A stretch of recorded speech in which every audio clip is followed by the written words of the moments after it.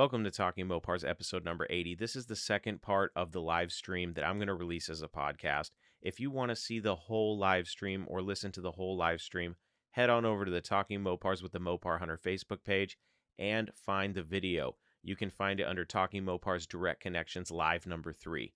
There you can listen or watch the whole show. This is just a little taste just to wet your beaks, okay? So without further ado, if you are a Mopar enthusiast, then you are in the right place. Don't go anywhere. You're tuned into the best Mopar enthusiast-driven podcast on planet Earth, and I am your host, Chris Albrecht, better known as the Mopar Hunter, and this is Talking Mopars, Direct Connections, Live.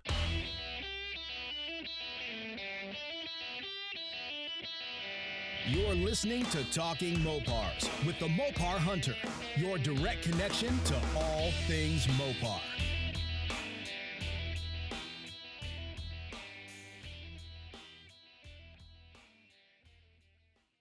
Well, Schumacher's no more now.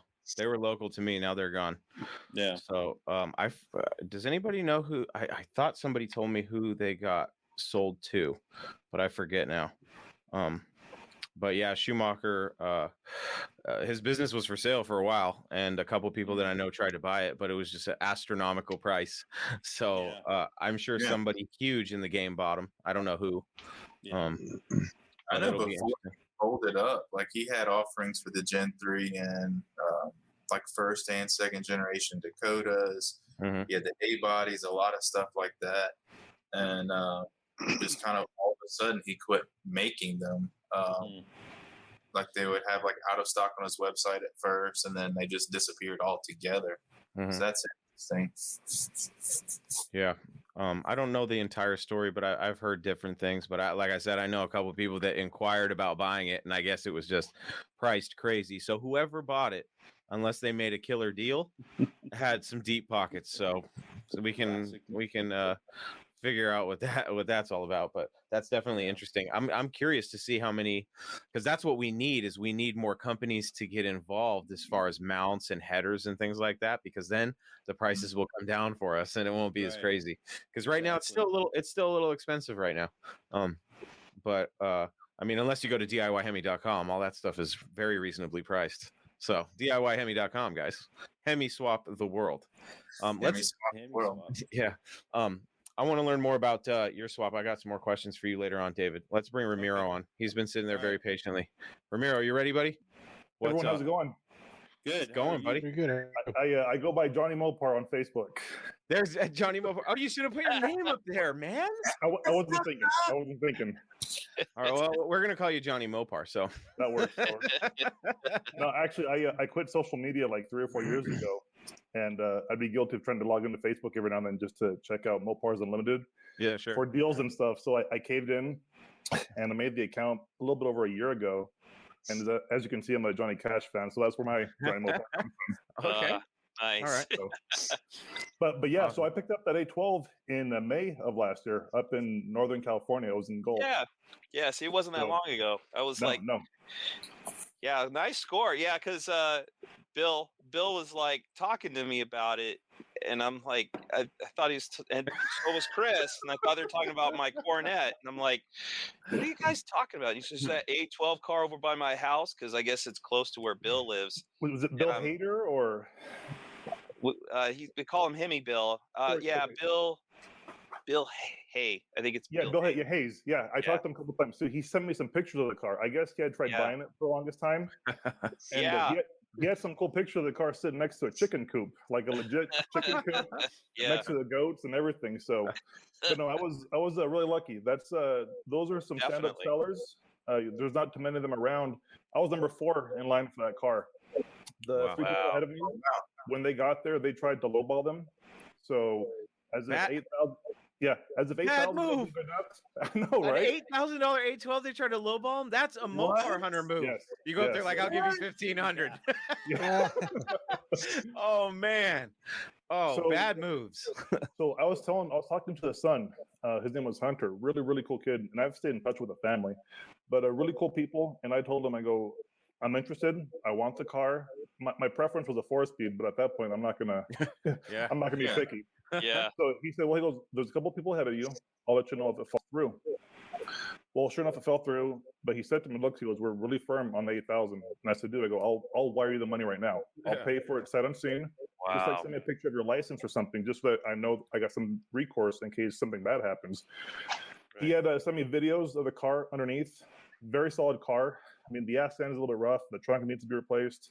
Quarter panels, a lot of the basic stuff. But overall, the car was very, very solid. So I got really, really lucky. No build sheet.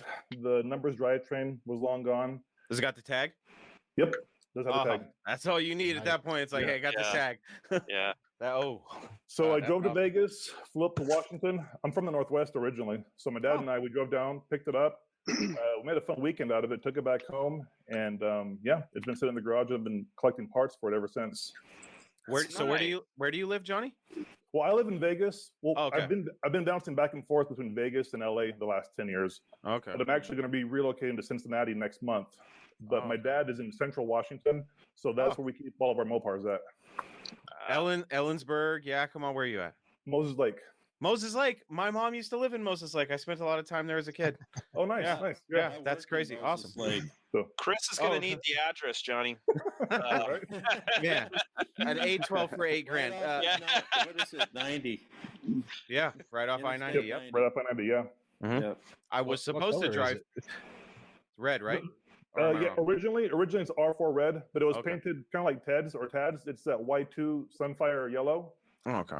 Yeah, it was painted back in the early 80s. But original R4 red, column shift auto, no vinyl top, black stripe. Cool. So, awesome. That's a really cool car. Yeah. A12 car, man. $8,000, dude. I almost paid double that for my friggin' truck. I'm pissed. I'm pissed. I'm not. I thought it was a scam at first. I really did, and so did a lot of other people. There's a lot of people, and that's why you have it and they don't, because you're like, I'm going to take a chance, and you took a chance, and look at you now. You got an A12. You know, when we got there to pick up the car, the owner and his wife, they both told me that the people that came were lowballing them, and they literally wanted the car for like $3,000 or $4,000. I think maybe $5,000. It was probably a Mopar Hunter listener. It was like, well, Chris told me I got to lowball the guy always. Man, you can't even find a solid Coronet for $5,000. You know what I mean? Let it alone an A12. I would have bought an A12 shell as long as it's got the tag. That's all I care about. You know what I mean? Everything as far as the engine and stuff. If you had all that shit together, you're talking quadruple the price. You know what I mean? God, did it have? It had the hood? Did it have the hood? It didn't, no. And I've messed up. That hood's been a hell of a story. So I've bought 3 hoods so far. Oh, no. They've all been wrong. Oh, no. So the second one I got was a lightweight hood. So it fits perfectly. Mm-hmm. It's really thin. It's I guess it's a racing hood, but it's thinner than the traditional fiberglass hood. It fits nice. I like it, but I found one on pictures, looked survivorish, and it matched the rest of the patina on the car. I just want to drive the thing before I do the restoration. So I was looking for a hood that would match the rest of the body. So I got a story on one of those hoods. There's this guy that I met through a friend, and he said he was driving down the freaking freeway, and what does he see on the side of the freaking freeway? One of those A12 hoods. You're shitting me. I am not shitting you. Like, it must have been on some guy's car trailer or something, and the pins weren't in, and the hood just sucked off, and the guy never knew. So he recognized it. He pulled over and he grabbed it. But he said those hoods, they're about as heavy, if not heavier, than a damn steel hood, because they are so they have a lot of thickness in them. They're reinforced real heavily. Yeah. So what are the odds? If I saw a A12 hood on the side of the road, let me tell you how quick I would get in an accident. You know what I mean? Right. Oh shit. Like my eyes, I would think that my eyes were just, like, I've been doing this Mopar shit for too long. Like I'm starting to see crazy shit on the side of the road. That's insane. Wow. Yeah. Well, no, I mean, the third hood I got, it looks right, but I think what had happened was, you know, those pictures you see where everybody's car turns into a shelf and it's just stacking stuff in the garage. Oh, yeah. So well, my garage. I think this hood, somebody was stacking stuff on the 2 snorkels because they've literally compressed. So there's a dip where the snorkel connects to the hood, and it dips a little bit, so the snorkel has a little bit of a downward angle. I didn't notice it in the pictures, and when I got it, I kind of noticed it, but then I put it on the car about a month ago, and I was like, Jesus, that doesn't look right. And sure enough, it's caved in. So strike number 3 right there. So I might just bite the bullet and get one from year 1 or AAR. Yeah, sure. But it'll make good garage art. Yeah, you got a collection of A12 hoods. You might have the biggest collection of A12 hoods on the planet. That's crazy. You need to get rid of them. Just throw them on the side of the freeway as you're driving. Use them as bait. When you're in Washington, Chris will. Yes. Oh man. You know, I was home about a month ago visiting family before the move, and I lucked out. There was a farmer. Him and his wife, they had a bunch of GTXs, and they had just done a resto mod to a 67, and they put in a 5.7, and I think it was twin turboed. They put a T56 transmission in it, and you have this beautiful, freshly restored, original drivetrain from the GTX. You have the 18 spline, you have the 440, but it's been pulled out of the car and sitting in a shop for about 6-7 years.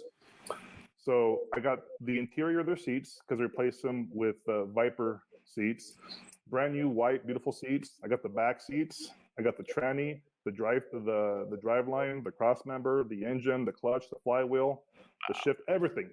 Wow. For $4,500. Ah, yeah, nice. So I'm hoping to get that in the A12 just to get it running. My dad has a 6-pack set up, so I just want to get the car on the road sooner than later. I was hoping to start the restoration this spring, but it's not looking to pan out. The body shop I was working with, they're falling behind, and I don't think they're going to want to take on this car anytime soon. So it may get pushed back another year. So in the meantime, we're just going to drive and have fun with it. How crazy are you going to drop get with it out in my house, and I'll work on it? How crazy are you going to get with the restoration? Are you going like all in on it, or are you just trying to get it back on the road looking good? I just want it to look right. I mean, and as bad as it sounds, I'm thinking about even making it a 4-speed. It's originally a column shift automatic. A lot of people say not to, and don't do it. I'm on the fence, but I mean, I don't know. Just to get it driving, I'll probably just make it automatic and have fun with it. I'll probably paint it the right color. Yeah. It had fender well headers, so I'll replace the inner fender wells, but that's about it. I'm not going to do a nut and bolt restoration. It's not numbers matching, so. At that point, I would say do a 4-speed swap. I'm totally disagreeing with Johnny right now. Do a 4-speed. I agree too. I'd 4-speed it just because, like you said, the original stuff's gone, and you bought it cheap enough. Yeah, you're into it for $12,000 right now, whatever you said. But no, I'm actually the title. Another thing, when I bought the car, I didn't have a title, so that was a hell of a story getting a title on that car. Tell us. Let's hear it. Have you guys ever heard of the Vermont title glitch? No. All right, so here's the thing. You do not have to be a legal resident of Vermont to register your vehicle in Vermont. In the state of Vermont, they do not title any vehicle over 15 years old. So if you were to buy a car without a title, so long as you have a bill of sale, if you mail a copy of the bill of sale and you fill out their form and you pay their tax rate, they'll mail you an in-state registration, which the flip side has a bill of sale. So it's a state-sanctioned legal bill of sale. You take that to your home state and sell it to a friend or your father or your brother, sister, or whatever. States recognize the Vermont registration as a legal title. So I went through that process, got the Vermont registration, took it up to Washington. I sold the car to my dad. It's in his name now, but at least we got title out of it. I mean, in California, I don't think you have to go through that much hassle. As long as you have a bill of sale, I've gotten tons of cars with no title on them. If you just have a bill of sale, as long as you have a bill of sale, you could go in, you could get it titled, but they have to do a VIN verification. So you got to bring the car in, and then they got to check the VIN on it. But then you can get a fresh pink slip or title to the car. Yeah, I was going to do that, but I had two obstacles. One, I primarily lived in Vegas, so I had a Nevada license. And this was during the middle of the COVID pandemic, so the DMVs were backed up to no end, and I had to get the car back up to Washington. Okay. But for those that don't know, look into the Vermont title issue, and it's very helpful to legally put a car in your name if you can't find a title for it. Nice. Cool. So, but like what Johnny said, I think Kansas is the same way. We got that 68 Charger out of Kansas back in December, and the only thing they had to do was put an engine in it because it was a roller. Right. Just put an engine to it and take it to the DOT or DMV, whatever you guys call it. And they were like, yeah, okay. And then they put a title on it. Does the team remember? Iowa. Do you guys remember that silver A12 Roadrunner that was on eBay about 3 weeks ago? I didn't see it. Right. Well, that one originally came out of Tennessee. I almost got that car about a year and a half ago. It was on Facebook Marketplace. It was rough. It was a rough car, but same thing. It didn't have a title. So the guy that bought that, he was from Kansas, and he did that same thing that Bud was talking about. You have to get a period correct engine and a couple of documents. And in Kansas, it's also easy to get a title for a car. How much did that one go for? He bought the car, I believe, for 11 to 13, somewhere in there. When I last spoke with John, the original seller, that he was asking 15, but I had gotten him down to about 12 or 13. I was turned off by the title because I hadn't heard of the Vermont trick at that point. But he ended up picking up the car, and it was on eBay, and I think the highest it got to was about maybe 18 a couple weeks ago. Wow. Super rough. You don't even need an engine in a car here in California. It kind of blows me away because I always think California is the worst state when it comes to this stuff, and then you hear all these horror stories of guys in other states, and it's like, I can bring, as long as I have a car and it's got a VIN on it, it doesn't need an engine, doesn't need to run. I can bring it in on a trailer, and as long as I have a bill of sale, then I'm good. You can get a new title for it. Wow. So here you gotta get it. It's not a state assigned title, Johnny? I'm sorry? It's not a state assigned VIN number? No, it's not a state. It's from the factory. Whatever's on the VIN on the car, that's what goes on the title. Oh, that's cool. I didn't know that. Yeah. So we don't get the same way. We just you have to have a notarized bill of sale, and everything has to be notarized here. So I know like Texas doesn't. You don't have to do notarization, but you have a notarized bill of sale. You fill out an affidavit stating that you belong to a car club, and there's one more thing, but it takes about a week to get a title, and it's completely legitimate with I did 2 cars that way. I had a 73 Cuda. It was real low. It was like the first day of 73 production. I got it out of Atlanta, and Georgia is also no titles on cars older than I think 20 years or something. And that same thing, I just had to have a notarized affidavit, bill of sale, and it went through no problem. We don't even need notary. There's some documentation you do have to get it notarized, but as long as you have a bill of sale, then you don't. And my buddy Dennis McKay, he just made a comment because we just did that on my Duster. So he didn't have to, just had a bill of sale, and boom, the car's magically back to life and got a title to it. So I just assumed California would have been one of the more difficult states to get a title in. But you would think, but no, it's pretty simple here. I've bought a lot of cars with no titles to them. It's pretty easy as long as you have a bill of sale to it, and as long as you have a VIN. I had one time I bought this car was what was the name of that show? It was a History Channel show.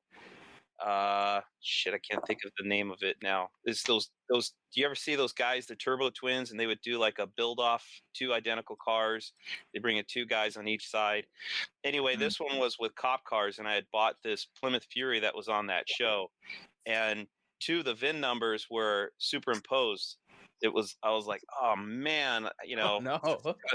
So the pinks, the title didn't match what was actually on the car, but it was easy. I just took the car into DMV, and then they came, and I told them, it's just those 2 digits are backwards is all. And they did the VIN verification and got it corrected, and done deal. So for a split second, I thought you meant that the VIN on the car didn't match the title like completely. I was like, no. California let you get away with that? I was like, wow. I'm moving to California just for that alone, because I've been screwed on a couple cars like that. Yeah, well, I mean, there's probably another Plymouth Fury out there, right, with the VIN number that I had on the title. It's like, how do you know? But they didn't question it. They just, it seemed pretty obvious. It's like, here's the car and here's the title, and it's these 2 digits are off. So they let it fly. Wow. Crazy, dude. Hey, Chris, quick question for you, man, if you're taking any questions. Yeah, go for it. What kind of interest do you get from the community with respects to the Dodge Stealth? Have you talked about that one yet? I haven't talked about it on my podcast, but I have a list.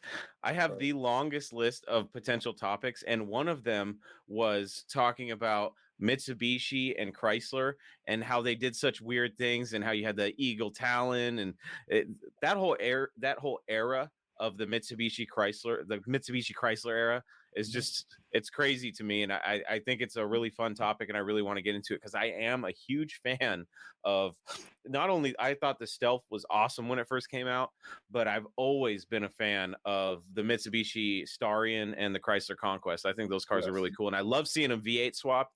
I wish more people swapped Hemis in them. I think that would be really cool. If I ever get a chance to buy myself a Chrysler Conquest, the first person I'll be calling, aside from Johnny, to brag that I bought it for $1 or something crazy, it's probably Blake, to be like, "Hey, buddy, I got something for you." That's awesome. That would be awesome. Yeah, there's two guys with Stealth, like tubular race cars, like Stealth body on a tubular chassis, and they're really neat.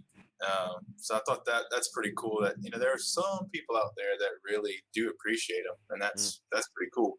Another thing, do you guys remember that horrible 90s TV show?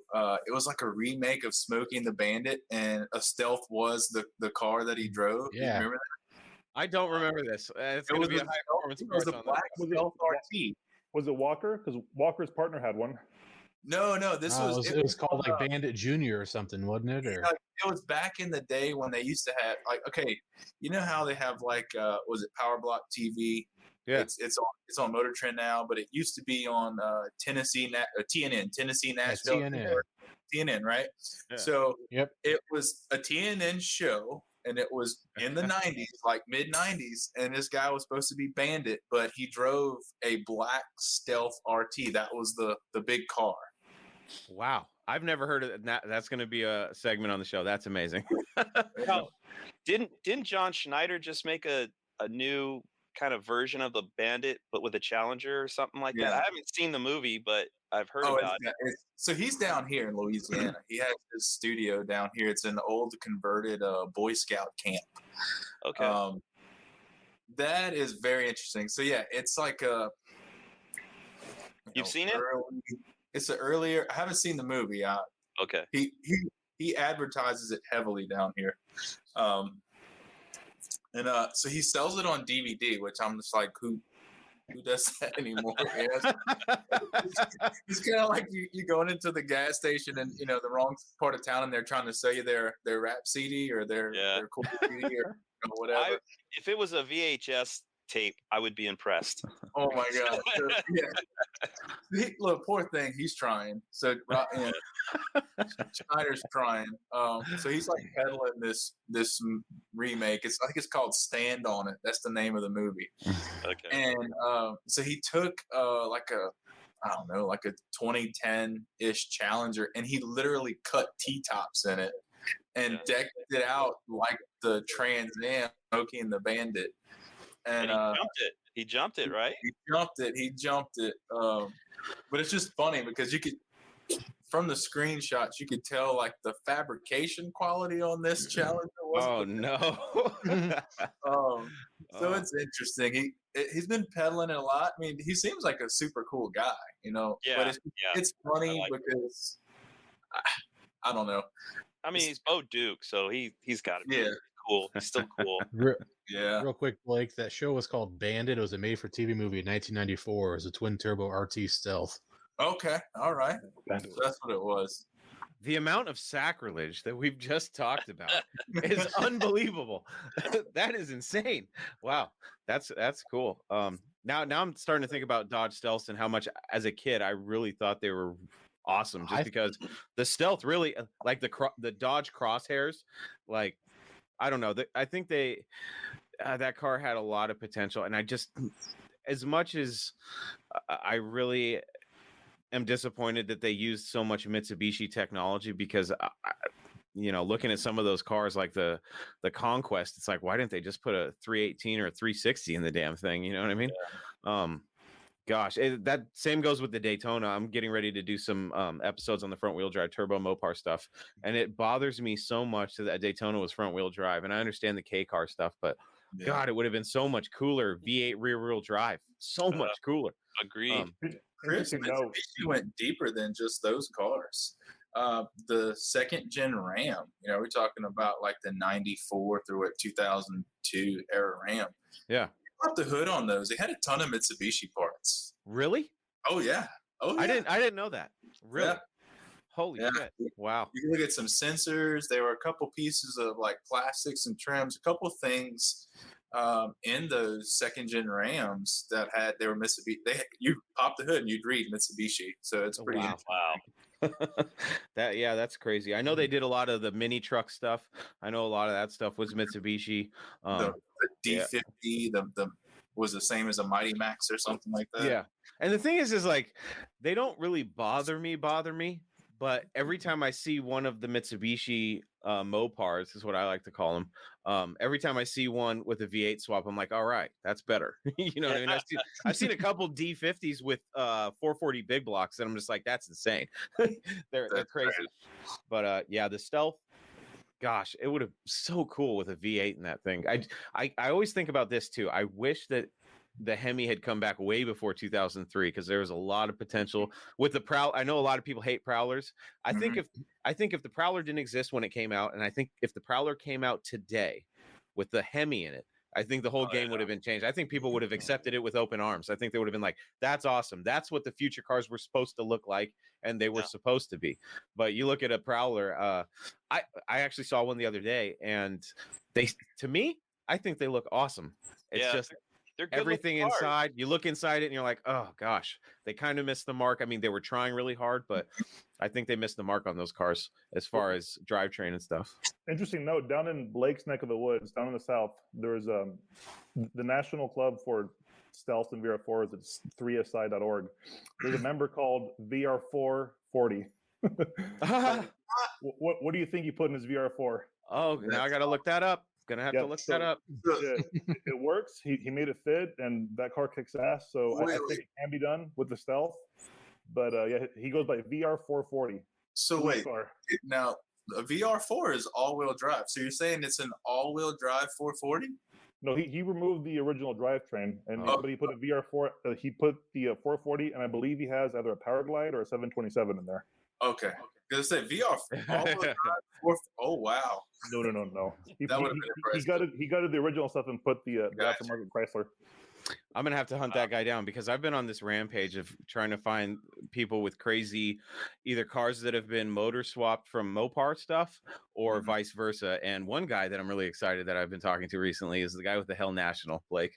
I'm gonna get him on the show. I want to talk to him because I think I was telling him, I was like, when it comes to Hemi swap stuff, I think that's one of the cooler ones I've run across lately as far as like something different with the Hemi in it.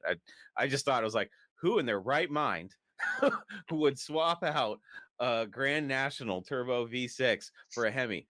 Only somebody cool. So he's got to come on the show and I got to talk to him about it because that's my kind of people. Yeah, exactly. I think that's going to be a big thing in years to come. I think swapping Hemis and crazy shit is going to be off the wall. So I know it's not as crazy, but I just saw on Instagram last week a guy's Hellcat swapping an AMX, a 69 AMX. Cool. Oh wow, that would be a cool. That'd be a cool one. I can't remember his username, so I got to try to find it again. The Ring Brothers did a Javelin, didn't they? Didn't they put a Hellcat in a Javelin for SEMA a couple years ago or something? Yeah, the Prestone one. The Prestone, yes, that one. Yeah, that was a cool one. Yeah. Here's a car. I don't know if I've mentioned to any of you guys this. This is going to sound crazy, but I think it would be funny. A Fiero with a rear engine Hemi. Okay, you want to get crazy? Let's get crazy. I mean, I don't know if it's possible, but if it is, I'd like to see it. Chris, you don't want to my ears go back in time. Oh yes, Johnny. I want to see the craziest shit with Hemis in it. That's what I want to see. Agree. Hey, so I got something to tell you. You were talking about Schumacher. I wasn't sure if I could say anything. My buddy Chris Field, who is the guy that runs Motec, owns Motec, he's buying Schumacher. Oh wow. Yeah. So, really? Yeah. Kind of a small world, huh? It's pretty crazy. Wow. That's awesome. Yeah. When you were talking about it, I was texting. He just came over today to borrow my scales, and he was talking about it. And I was like, man, I don't know if I could say anything because I think they're still in the process of doing the buy, or selling and whatnot. So yeah. So maybe if, Blake needs some motor mounts or certain things, maybe we can hook you guys up and make some A-body stuff. motor mounts. Yeah. A-body motor mounts. I had a set of Schumacher Gen 2 Hemi swap mounts for early B-body. I think it's like Gen 2 Hemi into say a 64, 65 B-body.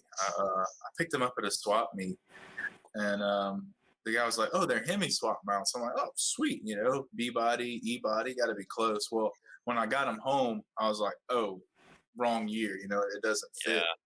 And the early stuff's different. Yeah, I remember looking at them and thinking these are really robust. They were they were well made. That's good stuff. Yeah, their stuff is really good. I mean, I bought a torque strap from them not too long ago, and it took forever to get it. I think they have some family health issues going on, and they're backlogged with parts or something like that. But the quality of their stuff has always been pretty top notch. I've always been happy with the stuff I've ordered from them. I've ordered motor mounts from them before. My Dusters got their motor mounts for the spool mount to put a 440 in an A body. So it's it sounds like the type of investment that would be great for advertising on Talking Mopars. So Chris, if you're listening to this, buddy, he just posted a little square. I don't know what that means. I'm ready. Just let me know. Good deals, dude. I've got plenty of ad space. So just let a guy know.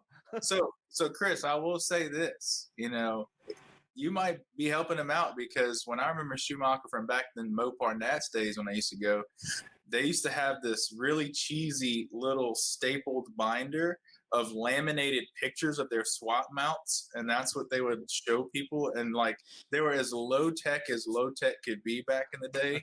And I know their website was deliciously 90s or 2000s. So a little bit of promotion there, I think, would work out well on both ends. I think so too. It's funny because when I did order Schumacher mounts and the headers off their website that they had, I think they had TTI make them, but for my A body, my Dart, when I had it to do the big block swap, and when I got the stuff, I remember I ordered it and I was like, "Oh, cool, free T-shirt," and I didn't get the free T-shirt. I was so mad about that. I had to reach out and be like, "Hey, man, do you see his comment right now?" Free T-shirt. I did get the T-shirt, and it was cool because it said size does matter or something like that. On the back, it said HemiSwaps.com. I was like, all right, cool. Or EngineSwaps.com is what it said. Yeah, cool. I'm looking forward to see what's up with that, man. That's really fun. Cool. That's awesome. Yeah, Johnny knows everybody. Yeah. Good, man. Mr. My old car's on roadkill. Mr. Oh, I know who bought Schumacher. God. Mr. Oh, Freiberger wants to. I've got Freiberger's heads. Okay, Johnny, we get it. You're a superstar. All right. Yeah. He tries to throw me a bone like, yeah, my YouTube subscribers went up after I was on Talking Mopars. Okay, Johnny. Maybe my subscribers went up since you got on Talking Mopars, dude. Oh, fun stuff, man. Maybe all 370 of them went over. Oh, no, that's really cool. I'm excited because I was really worried, like what Blake was talking about. I started seeing all the out of stock because I was looking for some other stuff to get. And I was kind of bummed. I was like, oh no, another one bites the dust. And because I had talked to a couple of people and I was like, have you tried just licensing the stuff? Because maybe if the guy's price is too crazy on the business, maybe you can just get the licensing rights to the parts. But apparently someone worked that out. So congratulations, Chris. I look forward to seeing what happens with with that stuff. That's cool. Yeah, definitely. You made another comment there. Don't worry, the brand will get a refresh. Yeah, I mean, it's good to see that it's not going to go away, because I mean, whenever I think of engine swaps, it's like Schumacher is pretty much the top of the list. They make so many different motor mount swaps, engines and anything, no matter which way you want to go. So they really did.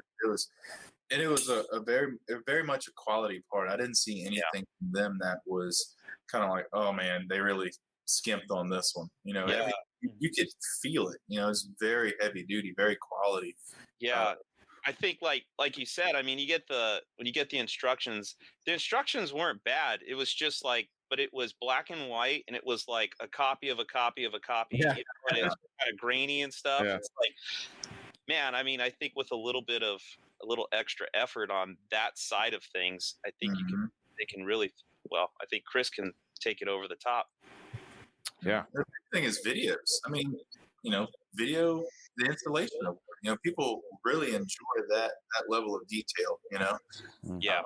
Outside of, I've had stuff. I think I had a vintage air kit that I did here recently, and I'm just looking at. I can't even make out what the picture is because, like you said, it's a copy of a copy of a copy, and it's like, yeah, this is horrible. Yeah. Well, and I think too, I mean, now because YouTube is so, a staple to everything, like I could tell you the Schumacher mounts I put in my Duster, what I didn't know, I thought it was you just slap these motor mounts on and you're good to go. I had my K-member powder coated and everything, and then I get the instructions and I'm going through there and I'm like, shit, man, I got to cut the hell out of my K-member to get these motor mounts to work. And it's not so much that, I'm complaining that I had to do that. It's just, I wish I had, if there was a video I had watched ahead of time, I could have did all of that fabrication stuff long before, getting the K-member powder coated. So I think in today's day and age, it's like, there's a lot more opportunity to basically kind of pave the path for somebody. It goes a long way when somebody can watch a video and go, okay, yeah, I know I got to cut this, I got to tweak that, this bolt's in here, I buy this part, and bam, I'm good to go. I think you'll be miles ahead of the competition if you could do that. Mm-hmm. Yeah, I actually have a question for David. Yes, sir. David, what about the Hemi swap attracted you to do it to your car? You said that Blake and I talking about it did it. What really pushed you over the edge? I'm curious what's getting people to make that decision. Well, for me, like it says, when I bought the car, I didn't have a motor, and it was a 318 car. So I thought, well, I want to go bigger, so I'll do a 360. Then I heard you guys talking about doing a Hemi swap, and then kind of looking into it, going like, well, the Hemi basically will bolt up to the LA or the small block bell housing. You can use your transmission. So there's not a lot of things that you need to change. You just change the motor, obviously new mounts and headers, exhaust system. So that's the thing that really got me thinking about, like, yeah, I think this is really the way that you need to go, because you don't have to change a lot of things, Yeah, I know what I'm saying. Yeah, no, absolutely. Yeah, no, it totally makes sense. I think, I know when you go from a small block to a big block, it's like,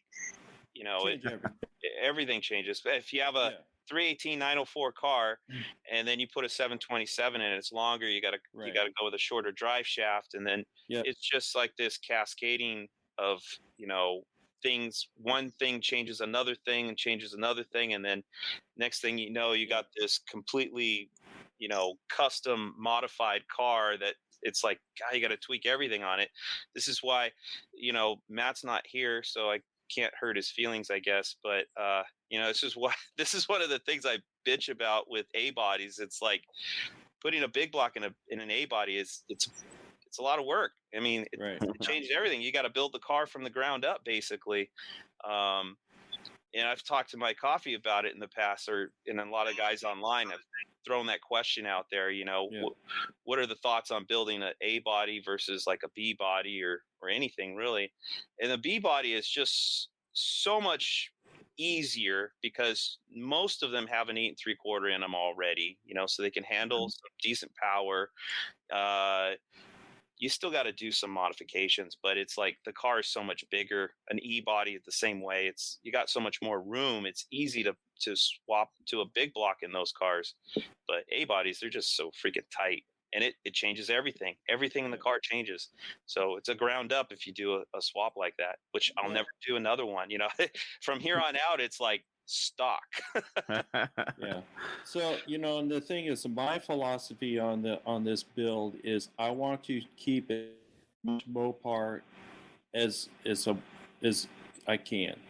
Yeah. Everything Mopar. I'm going with drum brakes in the back. I originally had the 10-inch with the 1.75 inch. I found the backing plates, and so I'm going to go with the 2.5 shoes on it. I'm going to upgrade to the disc brakes in front. So I bought spindles and the caliper bracket, for that. So that's what I want to do with this car, because I don't want it to be so oddball. And, the thing is, I kind of make fun of the guys that do the Willwood stuff, like, ooh, I got to have Willwood brake shoes. And, the Mopar brake shoes calipers are as good, or even, especially if you get the old pin calipers. I mean, they got a cylinder on them that's like about almost 4 inches in diameter. Yeah. So just as much clamp pressure, old school, brake shoe, than you do a modern Willwood with that's got like 20,000 pistons in them.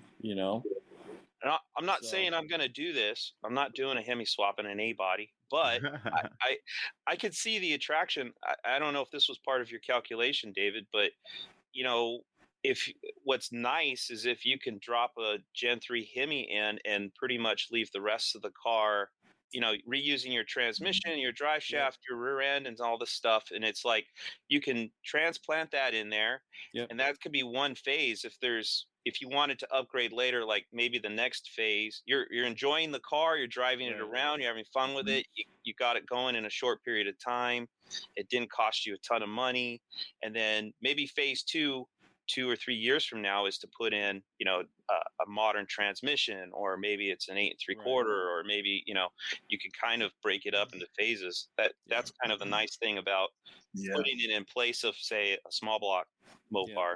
So I mean, the only real modification that I've done is I've put the spring relocation kit in, because I wanted to mini tub it, and you, on those A bodies you have to do both. You can't do a spring relocate, or you can't just do a mini tub without doing the spring relocate, because you're not getting anything. That's pointless. So that's the only thing that I'm really doing is modification, and just fixing all the dented up sheet metal and replacing the rusty stuff, the rusty and crusty. And I'm just going to go with stock interior. The dash pod is going to be a little different. I'm going to go with Dakota digital gauges on there. It's all plug and play. I'm going to plug another friend. Okay, Dustin. This guy. I have a YouTube buddy that is doing a bunch of stuff to a Duster. It's called Dust and Bust. You look up his channel on YouTube, Dust and Bust. He's doing a small block, but man, he's taking this car completely apart. So if you're working on a Duster and he's doing stuff like that, I don't know if he's doing the Dakota gauges. I think he did a different brand, but it's worth watching just to see the things he runs into and maybe pick up some tips or something, Yeah, Dust and Bust. Yeah, mine was completely blown apart when I got it. So unfortunately, I had all the stainless trim and everything. I was just so fortunate that stuff was there. Yeah, I had to buy one interior piece that went above the back panel, that little stainless trim piece. But everything else was there. I mean, all the window trims and everything. So see, in my day in the 90s, man, there would be 3 or 4 of those things in a junkyard. You can get A body parts pretty readily. Yeah. B bodies were gone, E bodies were gone. Yeah. But nowadays it's like the A bodies are like the B bodies and E bodies were. They're just sort of dried up. You damn near got to get a parts card to get all the pieces you need if you're missing some parts. I actually got my parts from Wildcat Mopar out of Sandy, Oregon. Yeah. Because I'm originally from Oregon. I'm from the Northwest, the rainy Northwest. So I gotta ask you. A lot of time in Seattle, there, Chris. I gotta ask you, David. I really want to move to Texas. I am trying. I hope my wife is in the chat right now, and she's like, just laying low because she likes to spy on me. I really want to move to Texas. What's that move like? Is it worth it? Should I do it? I love Iowa. Texas. I've been down here for 6 years. Whereabouts in Texas are you? I live in Arlington. Okay. So where's that I'm 10 minutes from Summit Racing, which is really dangerous. Is that kind of central north, or is it? It's north. It's North Texas. Okay. It's like I've heard a lot Dallas. of good It's like just outside the Dallas Metroplex, right? Yeah, it's like Arlington is like halfway between Dallas and Fort Worth. Yeah. So I hear a lot of Californians are moving to that northern Texas area. Yeah. Hopefully they're not bringing their, Yeah, I know exactly what you're talking about. The bullshit. But I tell you, this last winter that we had, that little freeze thing that we had, like, oh my gosh. It's like I worked in North Dakota for a couple winters, and I thought, I do not like the cold. I hate the cold. I spent a winter down in southeast Texas, down there in Beaumont, and it was like, I think we had like one day that was like, we had some frost or something like that. This is great. Oh. No, not this winter up here. Wow. Yeah, that was a shock to a lot of people. When I saw the weather, I was like, "Oh man!" It was a shock to a lot of people. Yeah. Oh, it was bad. Power out. I don't have any hot water. It was bad. Yeah. But it's great. I love it. So it's just different. It's a different way of life down here. Yeah, we've talked about leaving California too. I mean, we're pretty good where we're at work wise. So, but if that ever changes or something, it's like I'm ready to leave California and go someplace, better. Yeah, there's lots of places down here. You get out of the Metroplex and stuff. You buy a little property. You can. Property. If this podcast blows up, I'm gone. If the podcast blows up and maybe my YouTube channel takes off, I'm out of here. I'm not living in Washington. I'll tell you that right now. I got friends and family here. I'll fly up and visit them if I'm making enough money. Like, I don't want to live here anymore. But I think Blake's like installing a Hemi as we're doing this live chat. Gotta hustle, guys. Yeah, right? Exactly. Good company, get some stuff done. I gotta ask you guys. I'm on the fence here. So I got this van. I've been dying to talk about this friggin' van all night. I have a Hemi and I have the 451 stroker, and I can't decide which way I really want to go with this thing. I'm leaning towards the big block, but at the same time, the Hemi's cool. But I'm like, I don't want to waste this perfectly good big block I got. So I'm like, what do I do? Do I just leave that for the next Mopar I get sometime down the line, or what? What do I do? My vote is save the big block for a hot rod. Yeah. I mean, you're going to be driving this van going long distances and stuff like that. Yeah. I'd probably put the Hemi in it. But I would get the 360 running first. Oh no, absolutely. I'm not getting that crazy with the van yet. I've learned my lesson from tearing shit apart and not getting it back together. Yeah.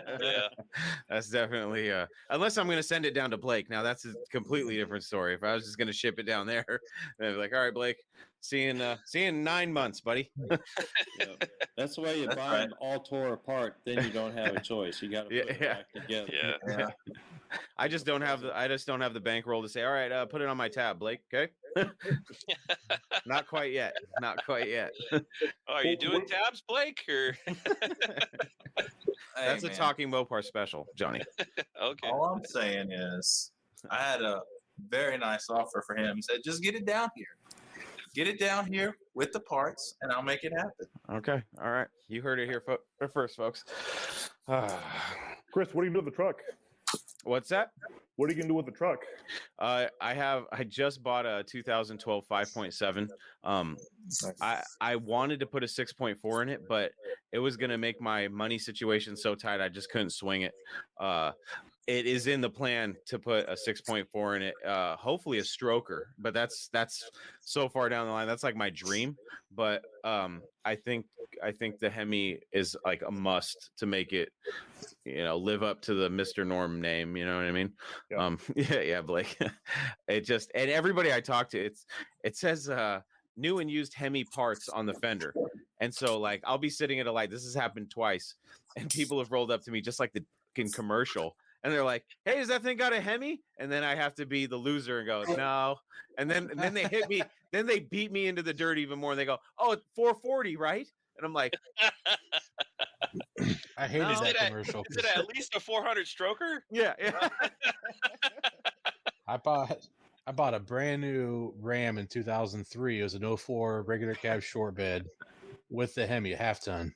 Yeah. And everywhere you went, that's what people yelled at you. It got so annoying. Yeah, it's it says right on the fender. Yeah. For me, it's not even. I just. I'm like, when is somebody gonna roll up and be like, "Oh, slant 6," and then I go, "No, it's actually 360. Thanks." Hasn't happened yet. I'm about to start bullshitting and be like, "Yeah, Hemi." It does have a Hemi. It's gonna be Uncle Tony that's gonna say that. That guy loves slant sixes, man. Yeah, he's the slant 6 guy, definitely. Yeah. I do want to say yes, it does have a Hemi right there in letters on the fender, in case you were wondering. But it's a fun truck. But I'm actually having issues with the truck. Yeah, check this out. So I had this plan. I had my buddy Justin was coming up from Yakima to come visit some family, and he wanted to come over. And I was like, "Yeah, come over. We'll go to this little get together that happens at this this parking lot." I did a live on it a few weeks ago, and I was like, "Perfect. Saturday, we'll roll the truck out there. You can ride in the truck, and we can just get to know each other a little bit because he's a Mopar guy, and we've never met in person. It's all been online." And he's on his way over, and I'm in the truck, and usually when I first got it, 3 pumps and thing fires up maybe on the second crank. And it was like that for a while. And then it started getting a little harder to start. And I was like, okay. And I tried to start it the other day on Saturday, and the damn thing was not starting for me. And I was like, interesting. And when my friend Justin came over, he brought his friend, and I had gotten it started. It fired up, and I was like, okay, good. I was like, you bitch, you better do what I tell you to. And I got it started, and I was like, okay. And it was doing okay, and it was idling. It was being really nice. And I've been having issues with the Edelbrock AVS2. At least I thought it was the carb that was giving me problems, because when I first got the truck, first thing I did when I got it on the road, I found myself a nice little road. I dropped it into first, and I wanted to just hammer it and see what happened. Because I never when I put the wheels and tires on it, I never checked to see if it had a sure grip, because I wanted to surprise myself the right way, And I go, and first gear, I hammer it, and the thing falls on its face, and I'm like, shit, it about died. So I popped it in second. It stayed alive. So I was like, okay, all right, maybe something's going on here. And I immediately thought that maybe it wasn't getting the right amount of fuel. But then I was like, it kind of smells like it's running rich. But I don't have a vacuum gauge, so I really didn't have a way to test that. And I have an aftermarket I have an aluminum Edelbrock intake for it. So I was like, I'm not going to mess with it until I put the intake on. Then I can, fine tune it.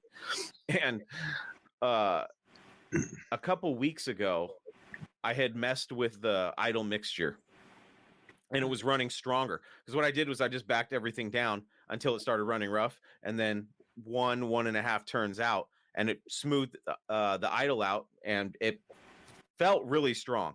I was like, all right, cool. Took it for a ride. It was great, running great. And then every once in a while, from a light, if I got on it a little bit, and this is after it's warm, it would fall on its face a little bit, but come right, like it would bog for a split second and come back on.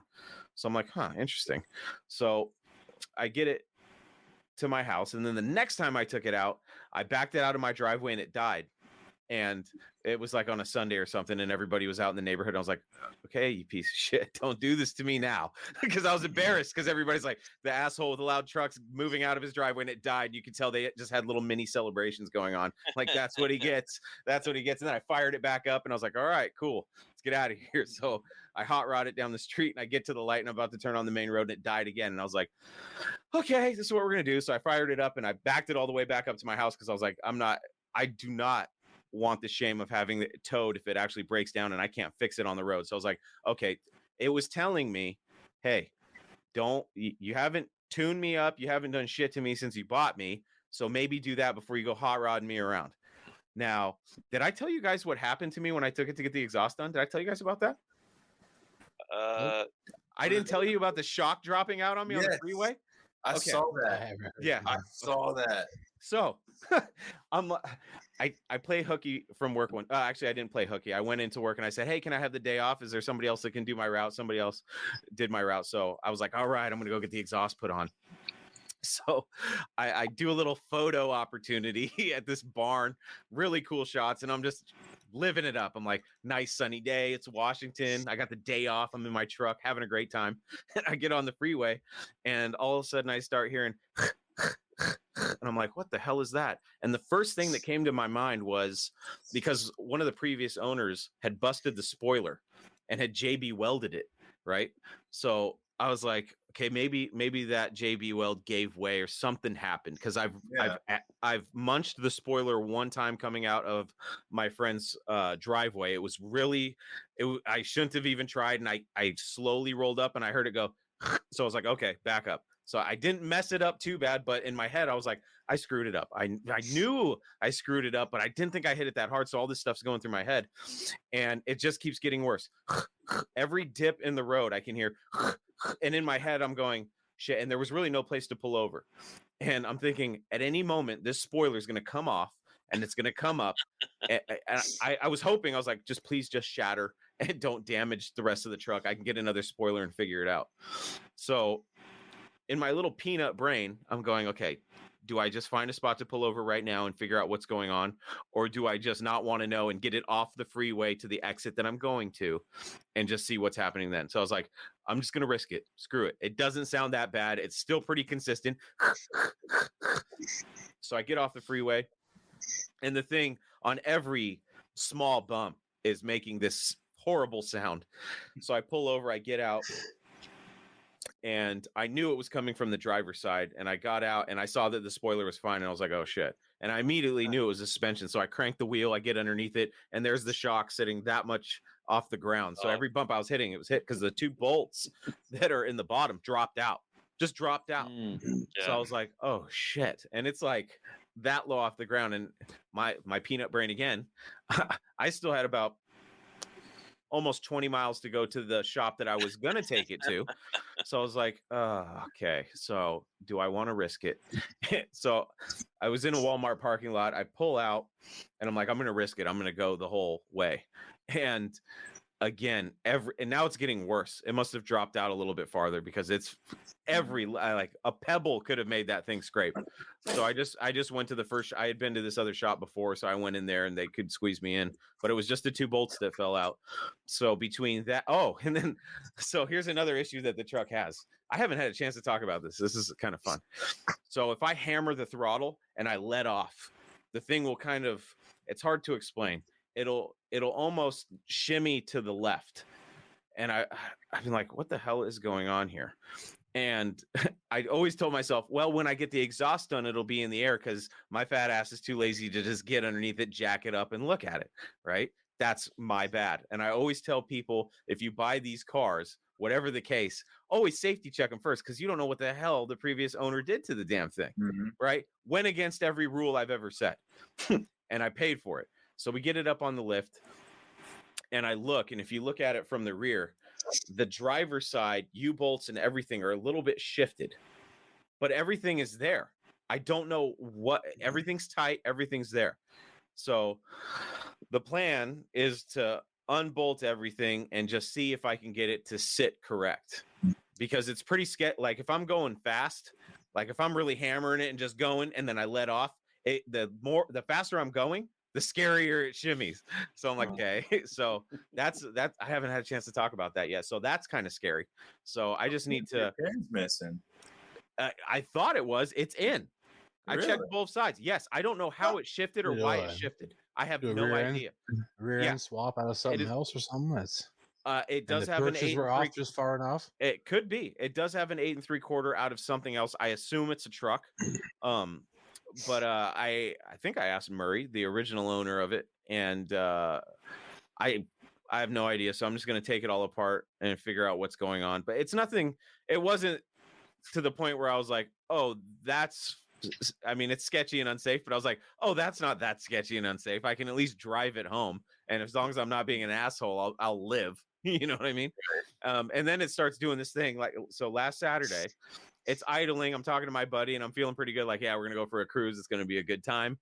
And we're talking and the thing just fucking dies on me. And I'm like, oh, we're going to do this again, huh? Okay. So I go to start it. I crank the hell out of it. It's not firing no matter what I do. Foot all the way down. It's getting to the point where now it's starting to crank weak because I'm sitting there getting pissed off, trying. And my friend Justin brought one of his buddies with him. And he goes, hey, this thing's leaking fuel. And I was like, huh? And one of the fuel lines, one of the hose clamps had come loose. So we're like, okay, well, maybe it's a fuel pressure issue.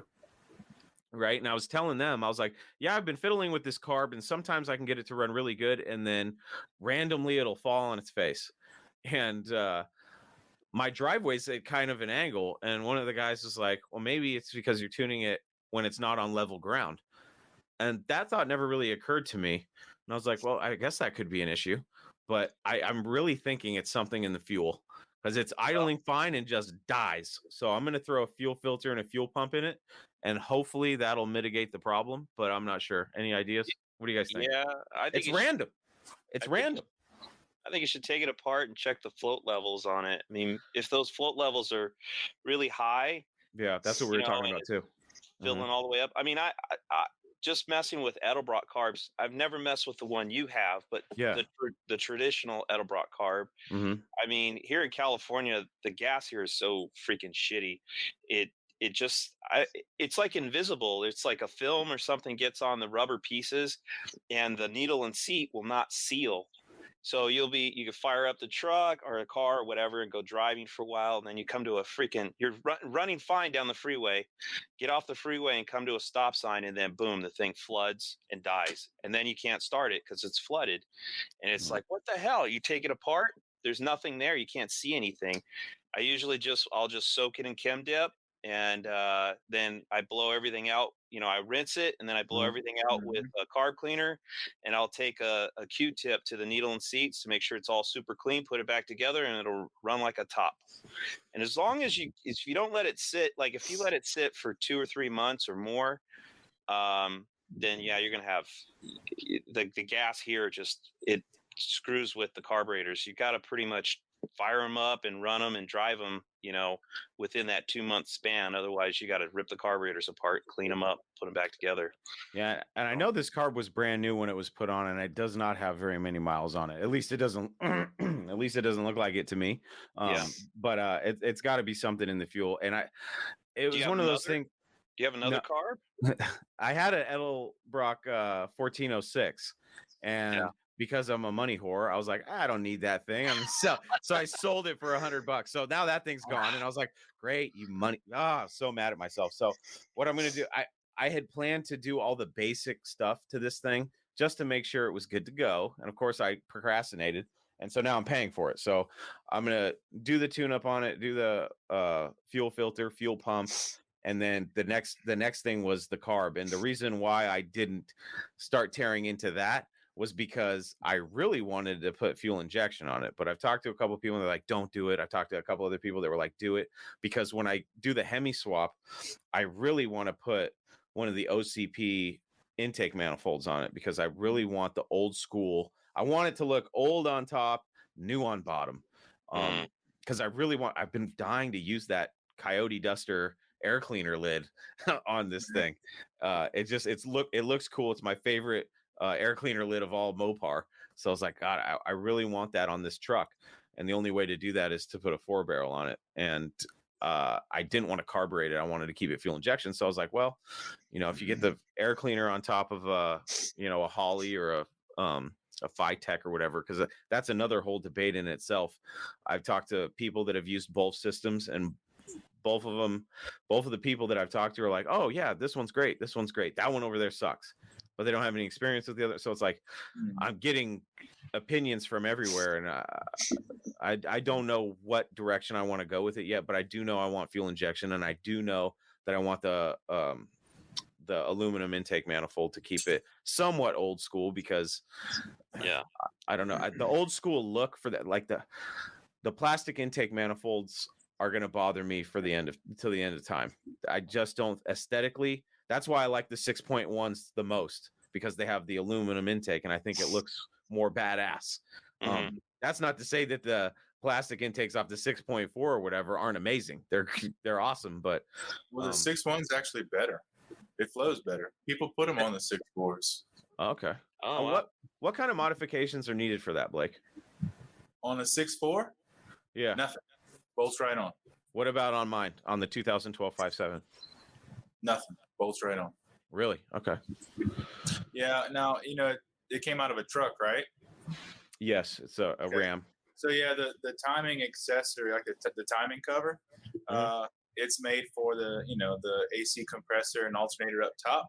So that's where the 6.1 manifold throttle body is, right? So some people were able to successfully clock the throttle body like 90 degrees, just change the, from it's a 4-bolt flange. So you just change it 90 degrees. Some people are successful to do that.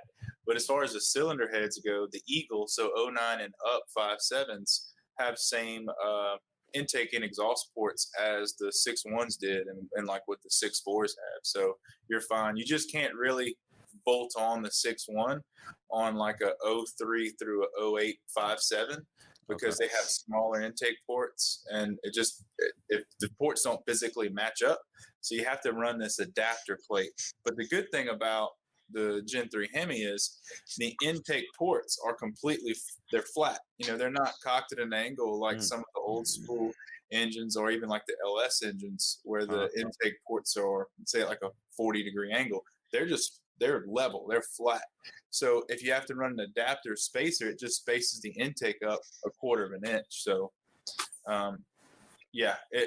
new 6.4 or the Eagle 5.7, it's a bolt-on. The only thing you have to worry about is your throttle body clearance around the timing cover if you run a truck accessory setup. If it were a car like Eagle 5.7, bolt that sucker on. Interesting. Yeah, it's not too bad. I'll have to. Gosh, now it got me thinking of another direction. But I still have I have 2 Hemis. I have the 06 and the 12. The 06 was out of a Charger, and the 12 was out of a Ram. So the plan now was to put the 12 in the Mr. Norm truck, and the 06 was going to go in the van or the big block. Somebody, I'm an asshole because I forgot who it was, but somebody sent me a picture of a van doing a wheelie at the drag strip, and I was like, holy shit. That's and I was like, then my wheels started turning, but realistically, Johnny, I think you're right, dude. Just put the Hemi in it, make it reliable. Yeah. With some power. Plus Hemi vans. Oh, that's another guy I can't wait to get on the podcast because I've been talking to him. The guy who's doing the Hellcat van. What? Holy shit! You don't know about that guy? No, I know about him, but okay, the fact that you got him on the show is cool. No, yeah, I've been talking to him. I want him to come on because I was like, look, dude, I want to have the information because I want to know about the mounts. Because one thing I was excited about having the Mr. Norm truck here was that when the van gets here, I can look and take some measurements because I've always wondered if the motor mounts are the same. Now, 2 people have said no, but I don't think either one of them have actually looked. I think they're just guessing, which would make sense. But I have a sneaking suspicion that they might be the same or roughly the same. But I'm going to look into it. But, at the end of the day, Blake's going to figure all that out for me, so I don't have to worry about it. I know if I ever do a Hemi swap, it's going to Blake. Yeah. There we go. So that brings an interesting question. Chris, if you had to put a Hellcat or were able to put a Hellcat in a van, what would you call the van? Well, it's funny about the Hellcat van I was just talking about, because I said when the Hellcat came out, I was like, the first thing I thought of, because I've been on a truck kick for several years now, I was like, they should put it in a Ram 1500, a standard cab, to kind of, go back to the SRT 10 days, but obviously a Hellcat truck. And I was like, well, you couldn't call the Hellcat, the truck, a Hellcat. I wanted to call it the Hellhound. And this guy's calling it the Hellhound van. So I was like, oh, awesome. Really? Yeah. So I thought that was a really cool name. The Hellhound. I liked that. But for a van, I probably wouldn't put the word hell in it. But since it is a Hemi, I would probably call it like the Mastodon or something badass, awesome. Like a big elephant type thing. Mammoth. I was thinking the mammoth sounds good, but I didn't think of mammoth. I thought of woolly mammoth, and I was like, that kind of sounds pussy. So I was like, I don't know about the woolly mammoth. It's like, oh, why don't you put some fur on that thing too? Woolly. Yeah, well, but Trade mammoth. Satan. That's funny. But mammoth, I actually like mammoth better than mastodon. That's cool. Yeah, I could call it the Fastodon. There you go. I thought a Hellcat, a good name for a Hellcat swapped van would be, you got to think of that era, the van craze, right? Okay, go. Van Halen. There you go. I like that. Damn. Blake had that in his back pocket. Just waiting. Yeah, I was thinking about that as you're talking about this guy. All I need is to find somebody with a van, and I could drop this name. Van Halen. He had that in his back pocket. He's you gotta have it like all 8-tracked out and everything, man. Oh God, that's a great. I never thought about finding an 8-track for it. I'm gonna find an 8-track for it. That's a great idea. I have a picture that I found on Instagram. It's a couple 8-tracks. I forget which ones they are, but there's a red. It almost looks like a Trump hat, like the "Make America Great Again" hat, and it says "Make Vans Boogie Again." I was like, "Ooh, I'm gonna get that. But see. In Washington, if you wear a red hat, no matter what it says, crazy people try to start fights with you, even if it says nothing about Trump. So it's one of those things where it's like, I don't know if I need that drama in my life. But Chris, all right, go. How back in the day they had it was like a trunk is where they kept all the 8-tracks in. My dad has one for cassettes. Yes, I know. I'm very familiar. So you get one of those, but you do it up like a demon crate, and you put all your 8-tracks in there for your name. Just saying, man. Oh, these are great ideas, Blake. Blake's been waiting for me to talk about vans. He's got all these great ideas. Yeah. It's like diarrhea of the brain. It's just coming out. Hey, I'll be there to wipe it and take it. Did you ever figure out what you're gonna do, like for your logo on the side and stuff? So I really like the paint on this thing. I'm hoping that I can preserve some of it and that it comes out okay. I want to find, because I really like the pinstriping on the van too. I would really like to find someone because I'm on the fence. Is like, you don't really want to, it's almost like tattooing. I don't like the idea of if I had an unfinished tattoo, I don't really like the idea of going to a different artist to have him finish that tattoo. Because part of me wanted to find I pinstripe. You pinstripe? Well, yeah, you should know that. I just see this hand coming up. I leather and pinstripe. Hey, if I fly you on my stories sometimes, do I have to bring you out here, or do I have to bring the van to you, or can I fly you out here to do my van? Oh, I'd go out there. But here's what I was going to get at. A buddy of mine Shane Vigel, his Vigel Custom Designs, he follows me and he'll post stuff. I just shared a 59 Rambler he just did. It's gonna be an autocrosser. He airbrushes. No shit. Yeah. I can't. And we live like 15 miles away from each other. I have been sitting here wondering because my buddy Will just had some not airbrushing, some pinstriping done, and I was gonna ask him who did it. I'm sorry, dude. I didn't even think about you. No, I don't care. I'm like 1,000 miles away or something. I'm sitting here thinking about local guys, and I'm trying to look up local Washington pinstripers. I'm gonna get you out here.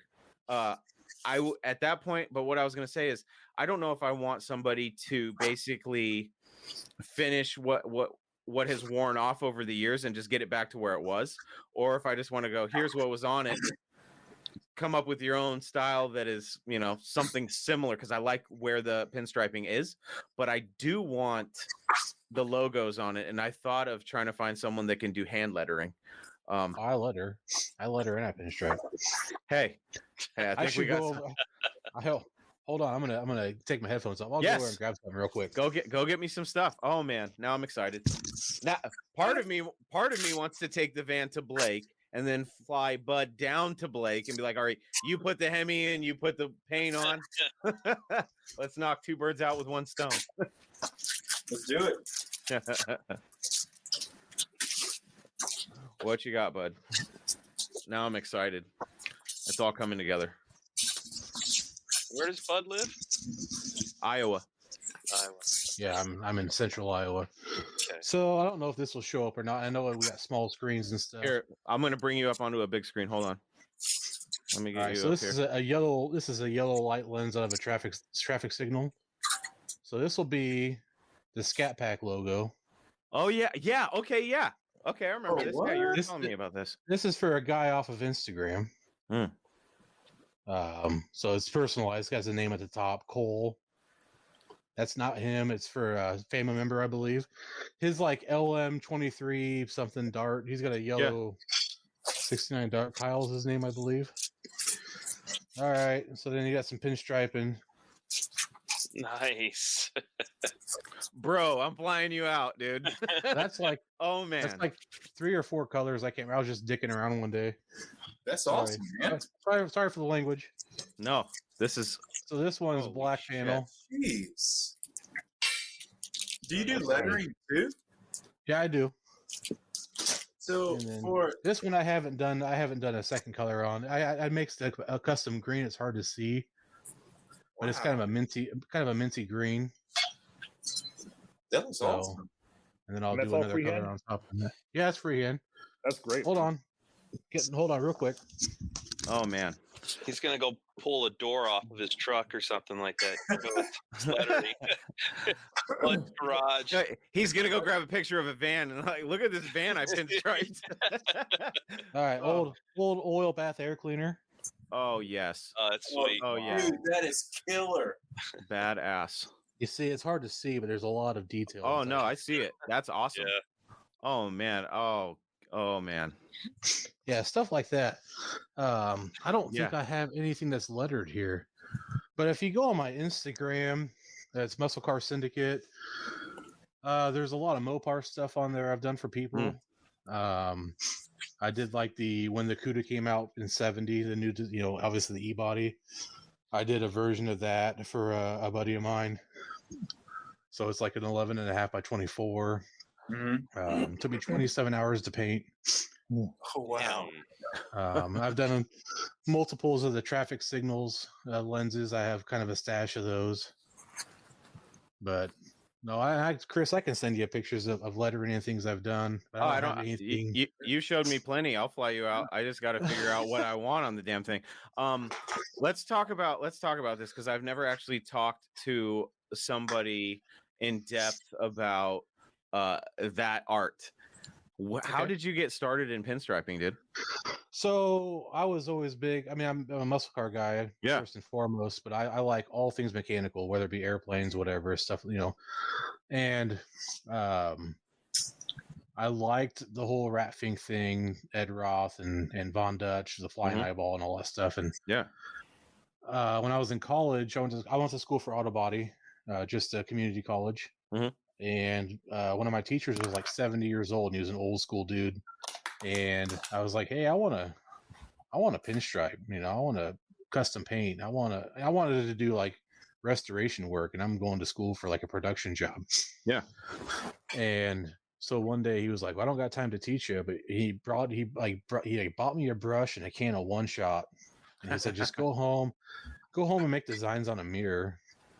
And I was, like 20 years old. 19 years old or something. So I did, and I got discouraged. I didn't know what the hell I was doing, and nobody really talked to you. And the internet, not that it was bad, but it wasn't like it is now where you have like just everything at your fingertips for every bit of resources. But so I worked with a guy named Jim Hetzler out of Eastern Iowa.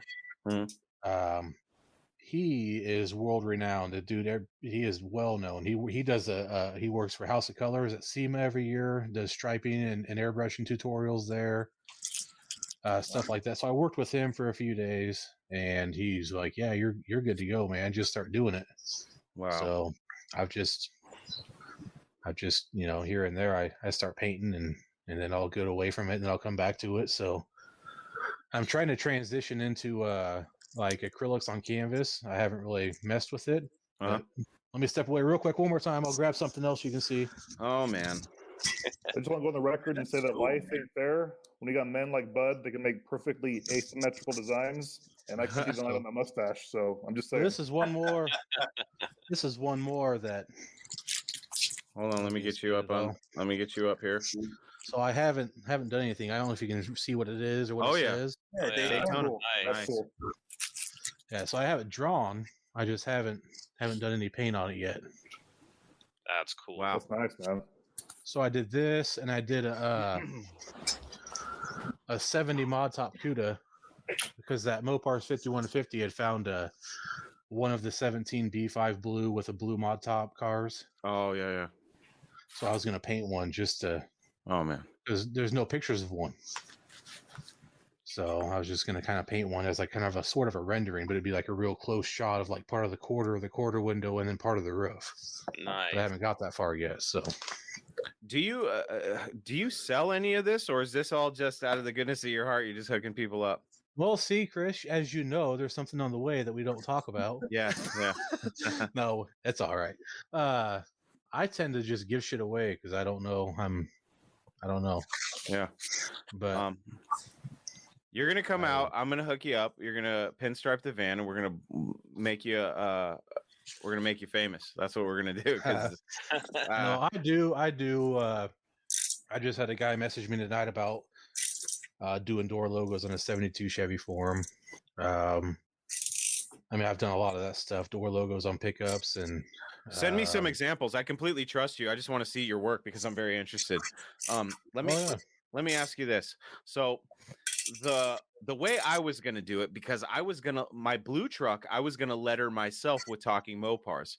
And based on the research I did, because I'm not an artist like yourself, the way I was going to do it was I was going to have vinyl printed, but only take the negatives, just so I had, you know what I mean? The negative. Yes, exactly. I was going to take one shot and I was going to let it get tacky and peel it and then weather it myself. Yeah. So how I do that?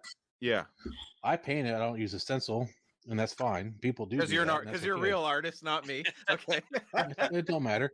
Yeah. So I paint it, and just like you said, you let it get tacky. Mm-hmm. I basically, if I can touch it and it doesn't come off on my finger, but it still has a tack to it, I mix a 50% mineral spirits and rubbing alcohol. And then I wipe it in the directions of the brush strokes, and it takes it away naturally. Because when you go up and you put paint on, it naturally goes on thicker at the beginning of your stroke, and then it loses paint as it gets to the bottom. Okay. So it takes it away just like time will. Oh wow. So and then that way you get it'll bring out the stroke lines and stuff through it too. Wow. So, but there's other ways of doing it. People will also wet sand it. People will buff it. They'll do a lot of stuff. Because for me, this was one thing that I was thinking of where I was like, okay, I'm on the fence still, because I do have, you know, the old school Hemi head font that I use for Talking Mopars, but it's also a 70s van. So I've been on the fence whether I want to keep it the way it is on brand, essentially, or if I want to get kind of crazy and kind of old school with it. I think I want to keep it on brand, but I want to add some sort of a flair to it. You know, as it is, you know, weathered Talking Mopars logos, like on a van, it would be cool, but I think there's something that could make it pop. And because I'm not an artist and I don't have that vision, I'm going to let you figure that out. But I definitely, I want you to at the van, dude. I'll send you a picture. I had a restaurant come to me and they wanted their logo, and their logo was god awful. It's like late 80s, early 90s kind of blocky. Half the letters are capital, half are lowercase. Oh, It's just mixed out throughout. Mm-hmm. And he's like, "This is what I want on the truck." I said, I'm just gonna tell you from my standpoint that it's not gonna work because it was a 66 D200 crew cab. So it's not gonna work, man. And so I drew up something, and when he came back, and he'd luckily brought a friend with him, he came back, and his buddy was like, "You got to do that. Don't do yours. You got to do that." Yeah, because it fit the restaurant. It was kind of a westerny kind of theme. I did kind of a westerny kind of font with their character, and it really did work out. So, and I weathered that one. Wow. Yeah. Oh man. Gosh, it's fun getting to know people that are way smarter and way more talented than myself. This is great. I've got all these connections all over the country. Now, smart's kind of you're really pushing it there. If only I had a friend who got Mopars for really cheap and lived somewhere in Southern California. I just need that friend. What do you need? I tried too when I had a nice little stash of cash before I bought the Mr. Norm truck. I tried to weasel something out of Johnny, but he wasn't having it. I was like, "Really, man? I thought we were friends. Come on, I'll double your money on whatever car you want to sell me." Oh, well. Hey, Chris. Does it have to have 2 doors, or is 4 doors okay? I said the cars just follow Johnny home. Oh yeah, they do follow Johnny home. Yeah. There's a real nice H code Dart for sale here in Vegas right now. Really? What's that story on that one? How much is that one? Yeah, it's on Craigslist. It's on Craigslist. I was gonna go look at it today, but hey, it's not getting projects. Yeah. It's a 70 Y2 yellow 340 4-speed car. Oh, really? The number transmission is there. The motor's long gone, but it's an original H code. He's asking $6,500 for it. Very, very solid. It's a great car. It's on Craigslist. Wow. So that's an interesting point. You got in our area, Craigslist is dead. Offer up any of those, they're dead. Like, I don't find anything on Craigslist anymore. It's like people just completely abandoned it around here. See, I think Craigslist screwed up by charging people. It was fine, and then Facebook came along and wasn't charging anybody. Then Craigslist is like, "Oh, we're going to charge $5 now," which isn't that much, but well, I think it filters out a lot of the junk and scammers too. It does, but they also added dealers with general population type stuff, and it really that pisses me off. It does me too. Yeah. I find the filters stink on Marketplace on Facebook. It's like, okay, I only want to look at, say, I can type in Dodge, 1989 and older, but I'll still see like 16, brand new Dodge dealership links before I see anything, and it pisses me off to no extent. It's like, that's not what I want to look at. Why are you trying to tell me what I want to look at? Yeah. Absolutely. I've been having problems with Marketplace on my phone. For some reason, it's not letting me filter stuff, and it's been pissing me off so much. I've just been giving up on it.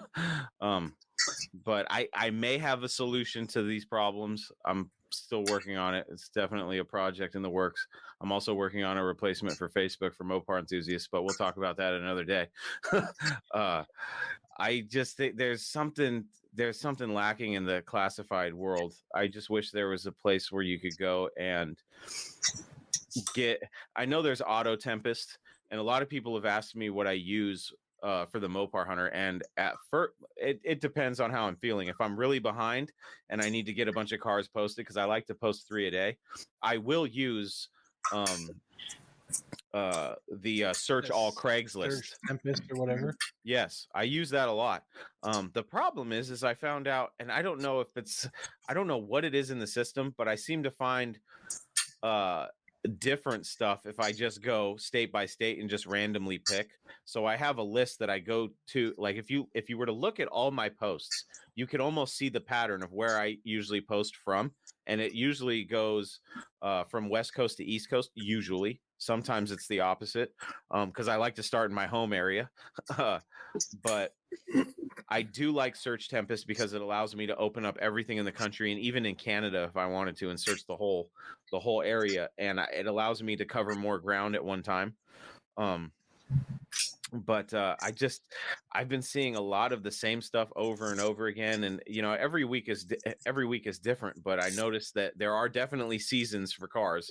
It was dead over the winter. It was really dead, and that's why in the beginning of the Mopar Hunter I was posting 6 a day, and that really leveled off really quick. Where I was like, oh shit, there's not enough to keep posting 6 a day. Plus, at that point, I wasn't using Search Tempest. I would just randomly pick states, and I didn't have a concrete system, so I would keep picking the same state and seeing the same shit. So I had to figure out something else. And then somebody mentioned to me Search Tempest, and I started using that, and that was a big help. But I don't know.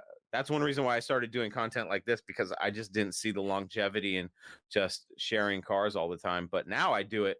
Now I purpose. I'm sure a lot of people are like, why does he keep posting this? I do it on purpose. How about that? I post the ones that I know is going to piss people off, because that's what brings you guys to the Mopar Hunter and gives me views. Okay, there's the secret. There it is, right there. So when you wonder why they're all overpriced pieces of shit, it's because I pick them. I personally like to see what people say, and I wish I could answer all the comments, especially the funny ones, but I don't even have enough time to look at them all. There's so many. So I just have to. Yeah. It depends on, especially if the price is like just astronomical, man, you get like 1,000 comments on that one. Yeah. Secret. And then and the funny thing is, when you actually get one that's priced good and it's a good car, you get like 5 comments and 1 million likes. It cracks me up. Where were all those guys when they were bitching about how high the other one was? I actually want to do the page, the poor people are trying to buy Mopars again page. I always forget the name. What's the name exactly again? I keep forgetting. I see the poors are trying to buy Mopars again. I see the poors are trying to buy Mopars again. Great page. That actually inspired me. It gave me an idea for another live podcast type thing where I go on and I just read all the comments on all the favorite cars that I posted. Like, oh, this is one I picked on purpose because of this. Let's see what people are saying, because some people say some funny stuff. And there's a lot of people that I would love to just sit and comment and just, have a fun little back and forth with, but I just don't have the time. But I was like, that would be a great way to get to respond to all these, because some of the stuff that is said is so ridiculous. I'm just like, yeah, there are some that's way out there. And then you have like there's like 3 or 4 dudes that comment on every single one you post. Oh, the same ones. Yeah.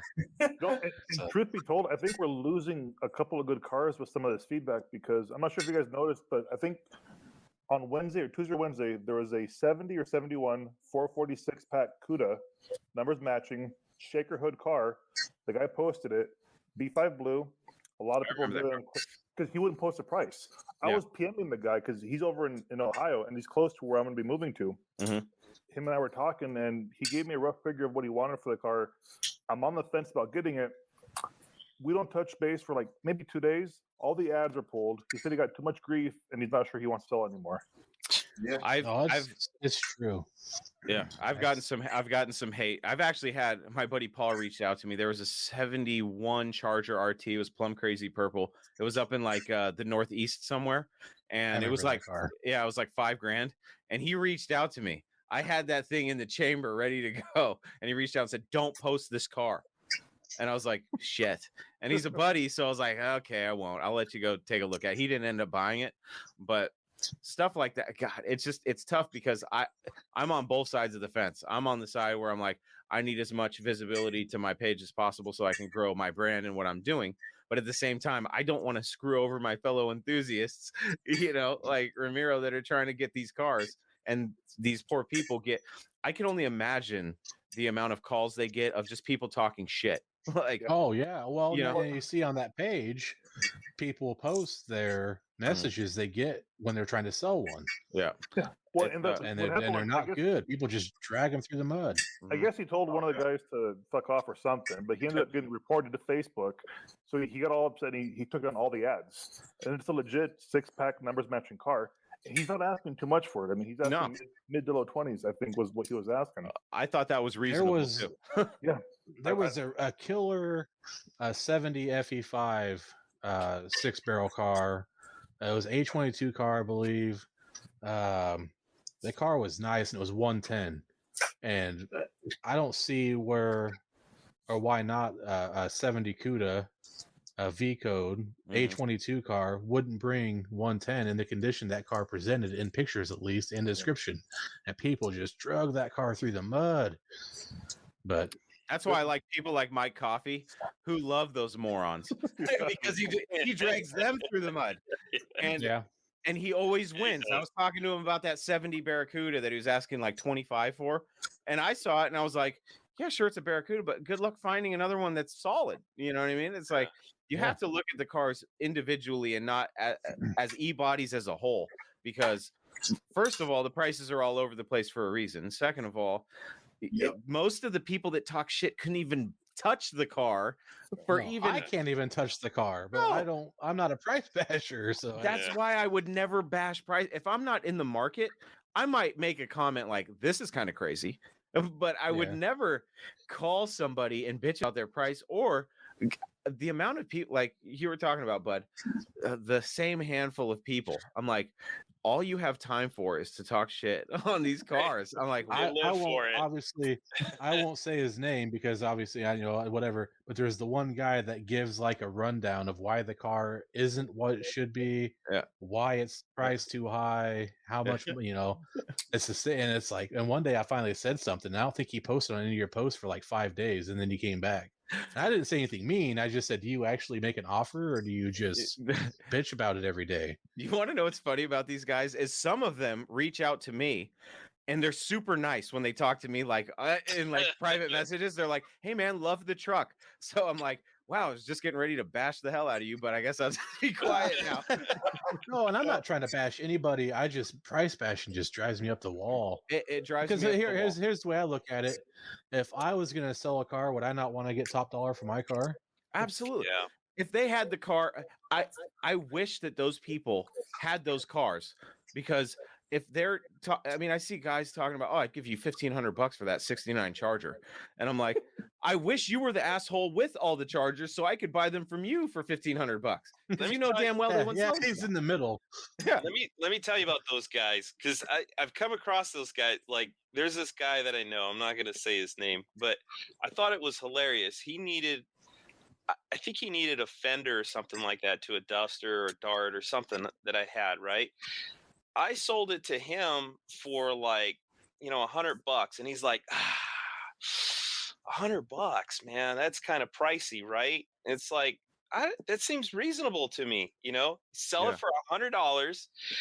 And then a couple of years later, I needed something like a fender or a hood or something like that, and he wants like $200 for it. And it's like, why is it when you buy it from me, it's like too high, and when you're selling it to me, it's like it's gold all of a sudden, Yeah. Those guys are just like, that's how they roll, man. They'll bitch about it when they're buyers, but when they're sellers, it's top notch.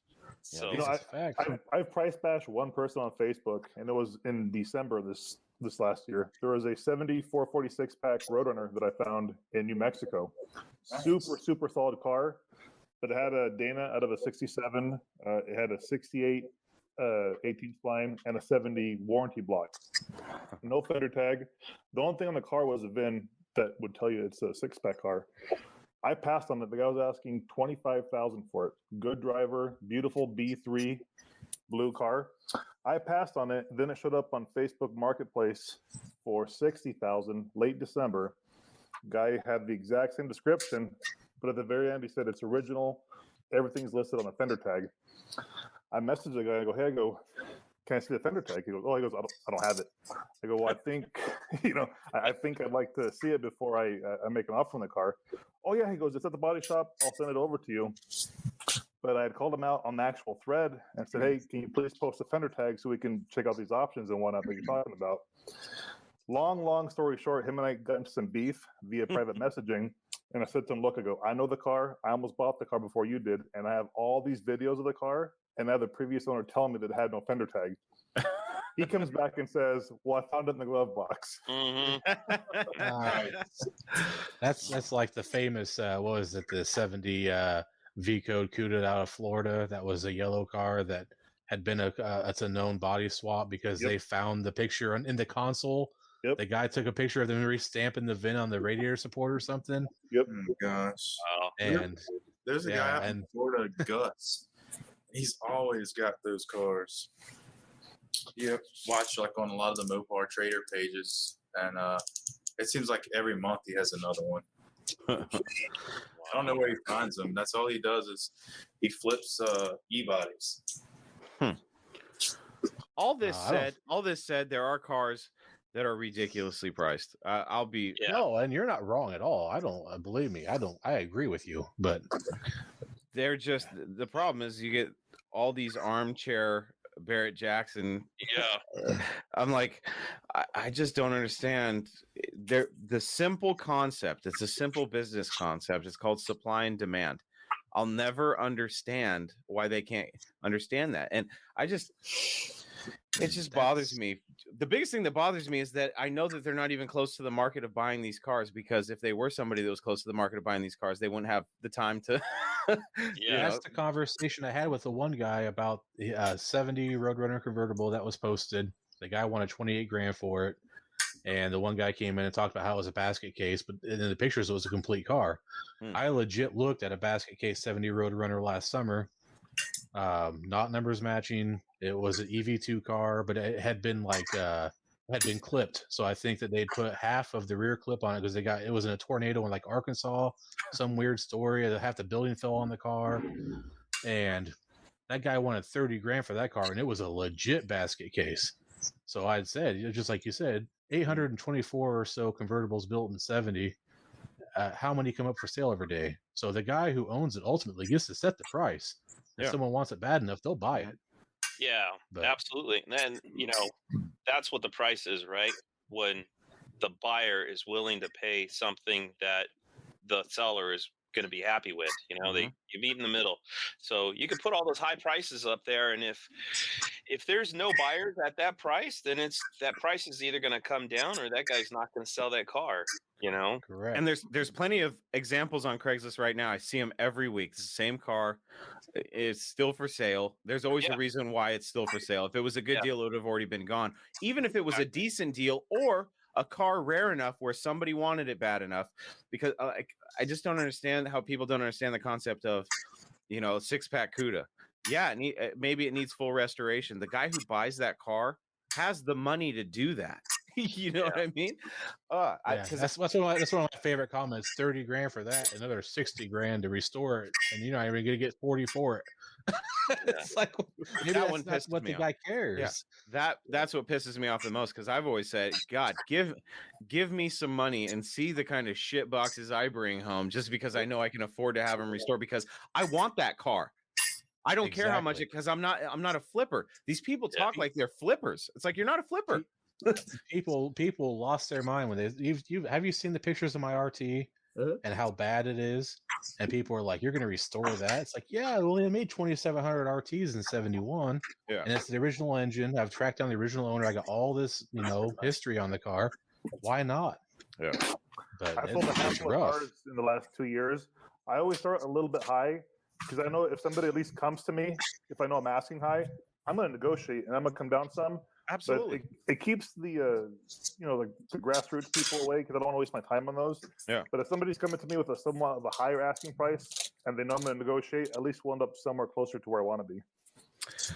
I've been trying to figure out. I think there's a business somewhere for me in being the middleman and filtering these guys out and being like, hey, just give me because this is also another idea I had, was because I felt bad that a lot of these people, I've had people reach out, not people, maybe one or two people in 6 years that have reached out and said, hey, take my car down. And I've been like, huh? They're like, for one, I don't need help selling. I really think that I started a trend for these people on Craigslist going, don't need help selling. Because talking about you, huh? I started getting suspicious because I started seeing it become a trend over the past 5 years, and I'm like, "That's weird. I just started this 5 years ago, so maybe it's maybe it has something to do." But there's got to be something there where I could be the middleman. Or the idea that I had was not even posting the ad, just posting a picture of the car and just making people hunt them themselves, and just be like, "Oh, here's one for this price." And then just letting them price bash it because they're never going to know where it's at. And if somebody wanted it bad enough, they're going to go on Craigslist and find out where it is. Because I'm not the only guy that fucking hunts Craigslist, obviously. You know what I mean? Yeah. It's everybody's hobby. I'm just the dummy that started a page and just grew it from there. But I anybody listening to this, if you need your car posted, I will post it for you. There's a small fee involved, but I will be the middleman and I will make sure that only people with money. It's like that was hard for me when I actually had it before I bought the Mr. Norm truck. Speaking of which, all you people that price bash, you don't want to know what I would ask for the Mr. Norm truck if I were to sell it. Okay. It would be ridiculous and no one would want to buy it because I would price it so high. But God, the idea that people just sit there and just wait for these cars to get posted only to talk shit. And the amount that they talk, I don't know where they come up with this free time. They're like Blake. They're like getting all these great ideas and they're writing them down. It's like, all I need is a car posted, and then I'm gonna drop this. They sell Cliff Notes at Buc-ee's. Yeah. They probably have like a Word document open with all the responses to all the ads, and they're like, I'm just gonna copy and paste this one today, and they put it on there. It's funny. I mean, it's entertaining on one hand, but it does get old, especially when I don't know what's more annoying. I've had a couple people that say the same thing on each post that is like just one word or something. Like there was one person, I forget what they were writing, but it was like the same thing over and over, like, wow, wowza. And I was just like, on every post, like, and it's the same thing. I was like, they have to be copy and pasting, and no way they're writing this every single time. It's ridiculous. Yeah, but it's entertaining, but at the same time, like, I know it gets old. I watch how many people unlike the page, and it's surprising to me that more people don't just jump ship. But I think it's just because the idea of the Mopar Hunter when I started it was to be like the Facebook version of Auto Trader, because as a kid I would go in there and I would highlight all the cars that I really liked, so I could and I would dog ear the corners of the pages so I could always go back and just look at them and show my dad and have him keep turning me down like, we don't have the money for that. Like, come on. Yeah. So I was like, well, I'll just start sharing all the cars that I find and just see what happens. And I never made a meme. Somebody made a meme out of that where it's Facebook Marketplace is turned to Joe Dirt reading Auto Trader. Yeah. It's him going, what? You know, doing the... It is too. That's just appropriate. So funny.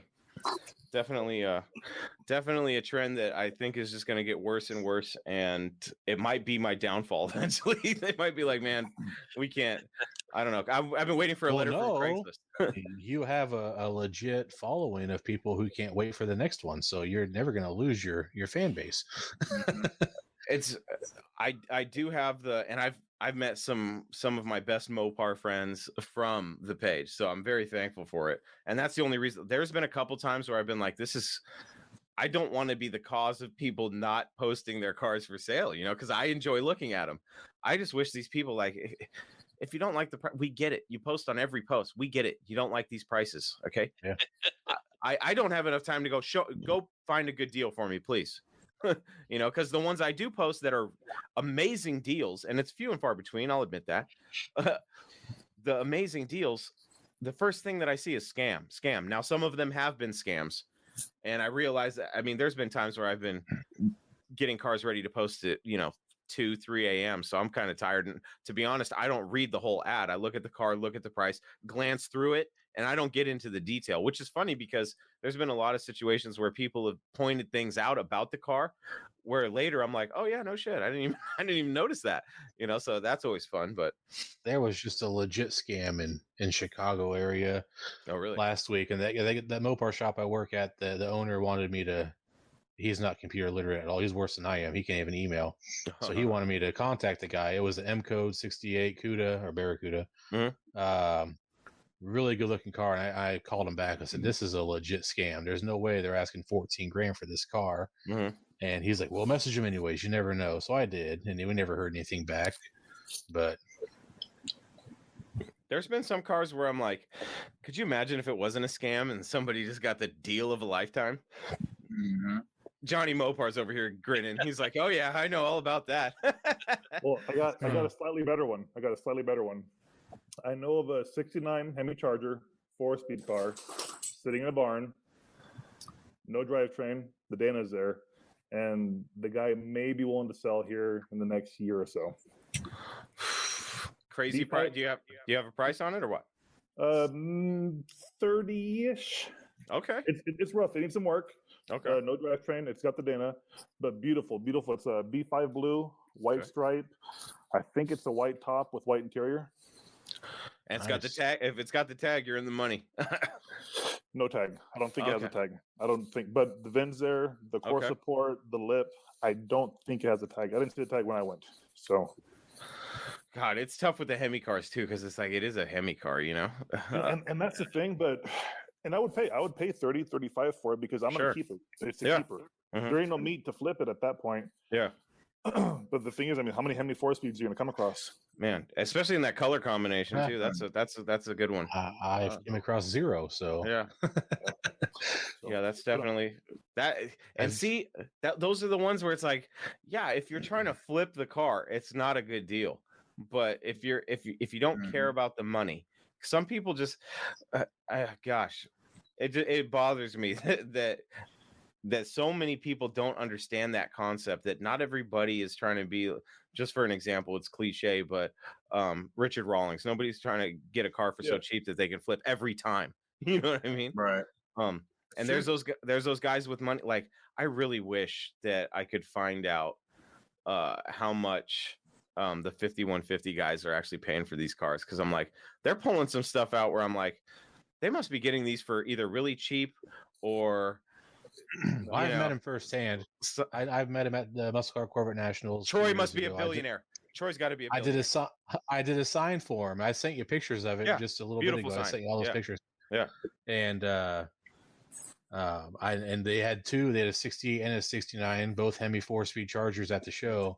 Yep. And I asked for. I didn't ask for the price. I try not to ask anybody what they bought a car for. Sure. But I asked for a ballpark, and he wouldn't give me one. Basically, it was like between 25 and 100. It's like, well, that's a pretty broad ballpark. So wow. Yeah. I understand, you know, and that's his business. We'll cap it out and say it's probably a 6-figure car. That's what I would assume. Well, the 68, Tim Wellborn told him not to do anything to it but get it running. He wouldn't do anything to that car. Yeah. The 69, he told him to restore. I saw pictures of it. How good is it in person? Because it's a great car. Yeah, the 68's a great car. Someone stole the shifter. Someone stole the shifter knob off it at the show. You're shitting me. What? Nope. What kind of a scumbag move is that? Wow. Yeah. So I found that out. I wasn't there for Sunday. I was only there for Saturday, and I talked to him via Messenger or something. And he said someone stole the shifter knob. So that's correct. Okay. Well, I just said what kind of scumbag would do that. This is a true story. When I was a kid, right? I would never do this to this day, so please don't judge me on this. When I was a kid, my dad used to take me to the international auto shows with all the new cars. Okay. Mm-hmm. And I was just a kid. I was probably, ballparking 8 years old. And I remember I would sit in all the cars I could. And I realized I don't even remember what the car was. I got in one car and it was a manual transmission. And I put my hand on the shifter thinking I was cool and it was loose. And I was like, I unscrewed it and I was like, huh. I'm looking around, I'm just a kid. I pocketed that thing. We went to that international auto show for, God, probably until I was 13 years old. And every year up until about 11, I would take whatever was not bolted down that I could put in my little klepto pocket. And I feel like an asshole telling the story now, but I was a kid. I didn't know any better. And at 11 years old, and this is ballpark again, I go in and I'm thinking, here we go again to the show. I'm going to add to my collection. I go in there, every manual transmission car, the shift knob was taken off. Now, either there was another klepto that started getting on it. Maybe I was hitting him first before him, or the show goes, hey, everybody take the shift knobs off the car because we got some moron in here that's stealing them. Every year. Here's the thing. I have the box of them somewhere. I don't know where. It's got to be in my parents' storage or something. If I ever find it, I'll try to return all the shift knobs to the original cars. I'll post an ad on Craigslist. I have numbers matching shift knobs for accurate. But to answer your question, I think Troy's pretty well off. He sells insurance. Very successful guy, and from what I've heard, I think we have a couple of mutual friends. He's paid very fair prices for these cars. Really? Back when Mike got his 6-pack car, he got the one on eBay. I think he paid mid-30s, low 30s for that one as well. Wow. Okay. Well, Troy's a very generous guy. I will give him that. He very genuine, very down to earth. He would took the time to show my son and the 5150 crew, took my son around, let him sit in the cars and talk to him about stuff. I enjoyed that very much. And he was telling me, because my buddy Ryan Lusk, he's a Lusk Bill on Instagram, but he was asking him, how do you do it? And he's like, well, you want to start out, go to your bank and get a loan, sell the car before your first payment.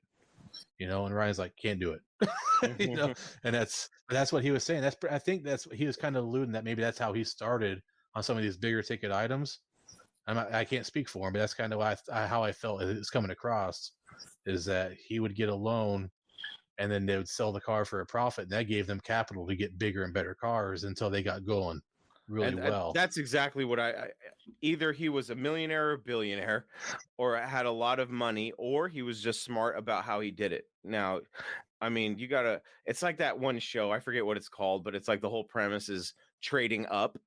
Like, you could do the same concept with a little bit of cash. You start off with small cars and just work your way up. You start 1,000, then you go 2, 4, 6, 8, 12, and it gradually gets up to the point where you can start being in the money. But you definitely have to go through the trenches, unless you start off with a nice sum of cash, which before I bought the Mr. Norm truck, trust me, the ideas were going through my head, but I don't have the space. I don't have the talent to do some of the stuff I wanted to, and the resources once I got the cars that I was looking at, because I was like, oh, I think I could flip that, but it would need this, this, and this. And I realized really quick, I was like, nah, we're not getting in over our head again. I'm just not in that mode. But Troy is definitely somebody I want to get on the show, because I want to pick his brain a little bit and just because I loved the fact that he was giving away cars. I loved that, because I always said I always said if I made any type of money on this, I would love to be able to give one project car away a month. And then he goes, the Christmas time comes and he does it. I'm like, well, there goes that idea. He's the hero. He's the hero now. And that was amazing. I thought it was awesome. I was a recipient. On that contest. So really? I won a $500 AMD gift card on that. Nice. Oh, right on. And just to echo that, like, I've never met the guy. I've never talked to him, but I guess we were in one of the same Facebook posts, and I was expressing interest in a particular car. He reached out to me, and he had already invested the money to go look at the car, but he had passed on it because it had some hidden issues. This guy contacts me and discloses all this stuff to me and says, hey, he goes, I saw you're interested in this car. Be careful with this, this, and this. If you go, keep an eye out for this. You don't get that nowadays. A lot of people may say, you know what, if I'm passing, just they'll keep it to themselves. But he was cool enough to share that information, and I really appreciate that. He's a really cool guy. I like him. Yeah, I can't wait I want to get him on the show, Tony on the show, and anybody else from Mopars 5150 that wants to come on.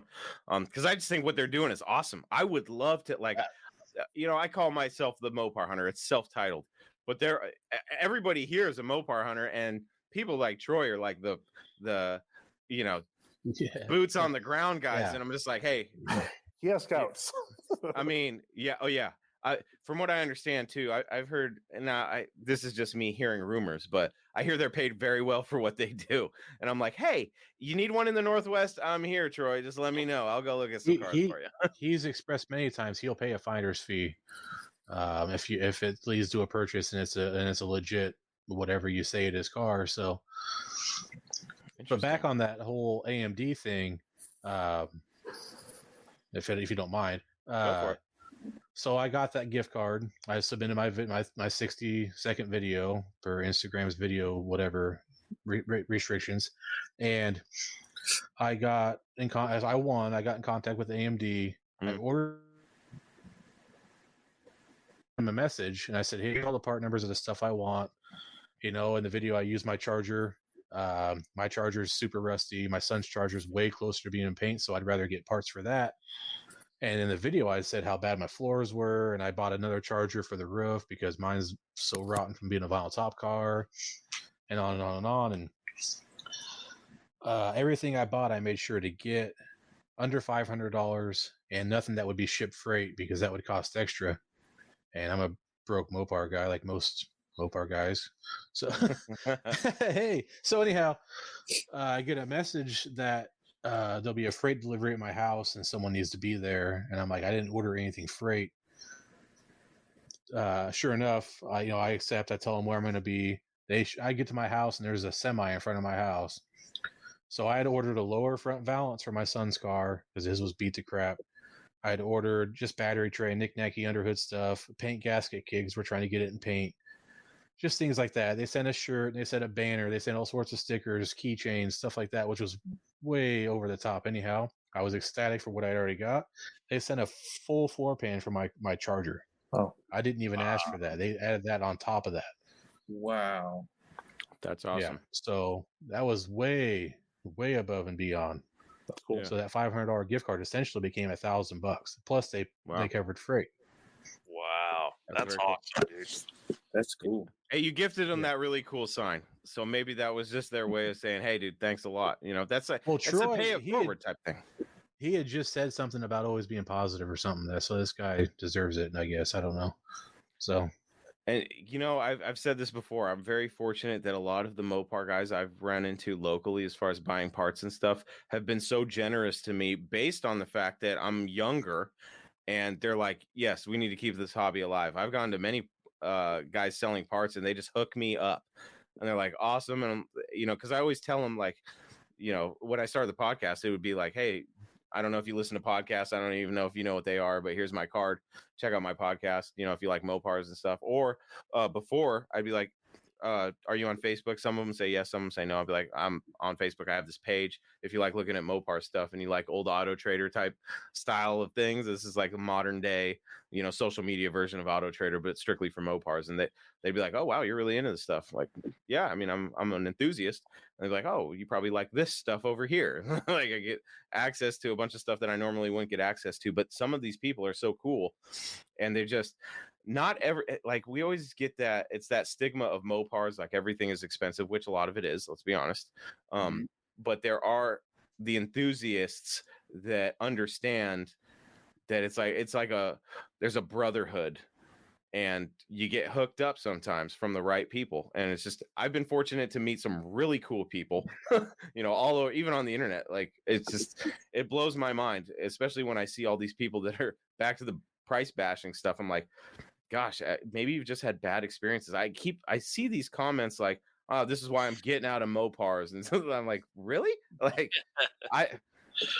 I don't know. I've just been more motivated to stay in it because I'm like, okay, one of these days, I think it's a matter of time. If you stay in the game long enough, you will come across a good deal or something crazy, and you're going to be glad you stuck to it. And that's just what I'm waiting for. It kind of happened for me with the Mr. Norm truck. I had to pay for it, but I also have been chasing that thing for 6 years. You know what I mean? So it paid off for me. It cost me some money, like I said, but the amount of happiness I get just knowing that happened for me, I can imagine that it's equivalent to somebody going, "I want that Roadrunner down the street that I've been eyeballing for, 15 years, and they finally get a chance at it." That's the feeling I get when I look at that car. It almost brought a tear to my eye the first night I had it in my garage. I was like, I kept going out there and looking at it like, I cannot believe that I've come full circle like this, because I saw that truck. I would have to look at the exact dates, but it was either shortly before or shortly after I saw that truck was when I started the Mopar Hunter. And to think that, wow, I've been chasing the thing for that long, and to think of how long I've been doing it and how far I've come and how many cool people I've met because of it. It's just, anybody that bashes the community of Mopars, I don't get it. They just must not be. They might be just jerks, and that's why they don't run across the cool people that I have. I don't know, but I can tell you, being muscle car across the board, it's not just Mopars. It's shit, GM, it's Ford, Ford Motor Company, everything. Everybody's got their group that's exactly the same. Yeah. So, and they each have their, obviously Mopars, it's got more, I don't know how to explain it. It's got the mystique and the flash of the colors and the engines and all that stuff. And, GM was like corporate brass suits and stuff like that. But they all have their same people that do the same thing on every group I'm in. But yeah, there's definitely a camaraderie, and it's like the 6 degrees of separation is crazy with Mopars. The amount of people like Johnny Mopar that know everybody that know everybody. It is pretty crazy. It's crazy that I don't know how to describe it, but it's happened like more than one time where you know somebody that knows somebody, and it's like, man, I don't know, it's a small world. It is. But hey, that's why. Kevin Bacon. Like, yeah. it's like, it's like Johnny Mopar once went to a car show with Bob, who's friends with this guy.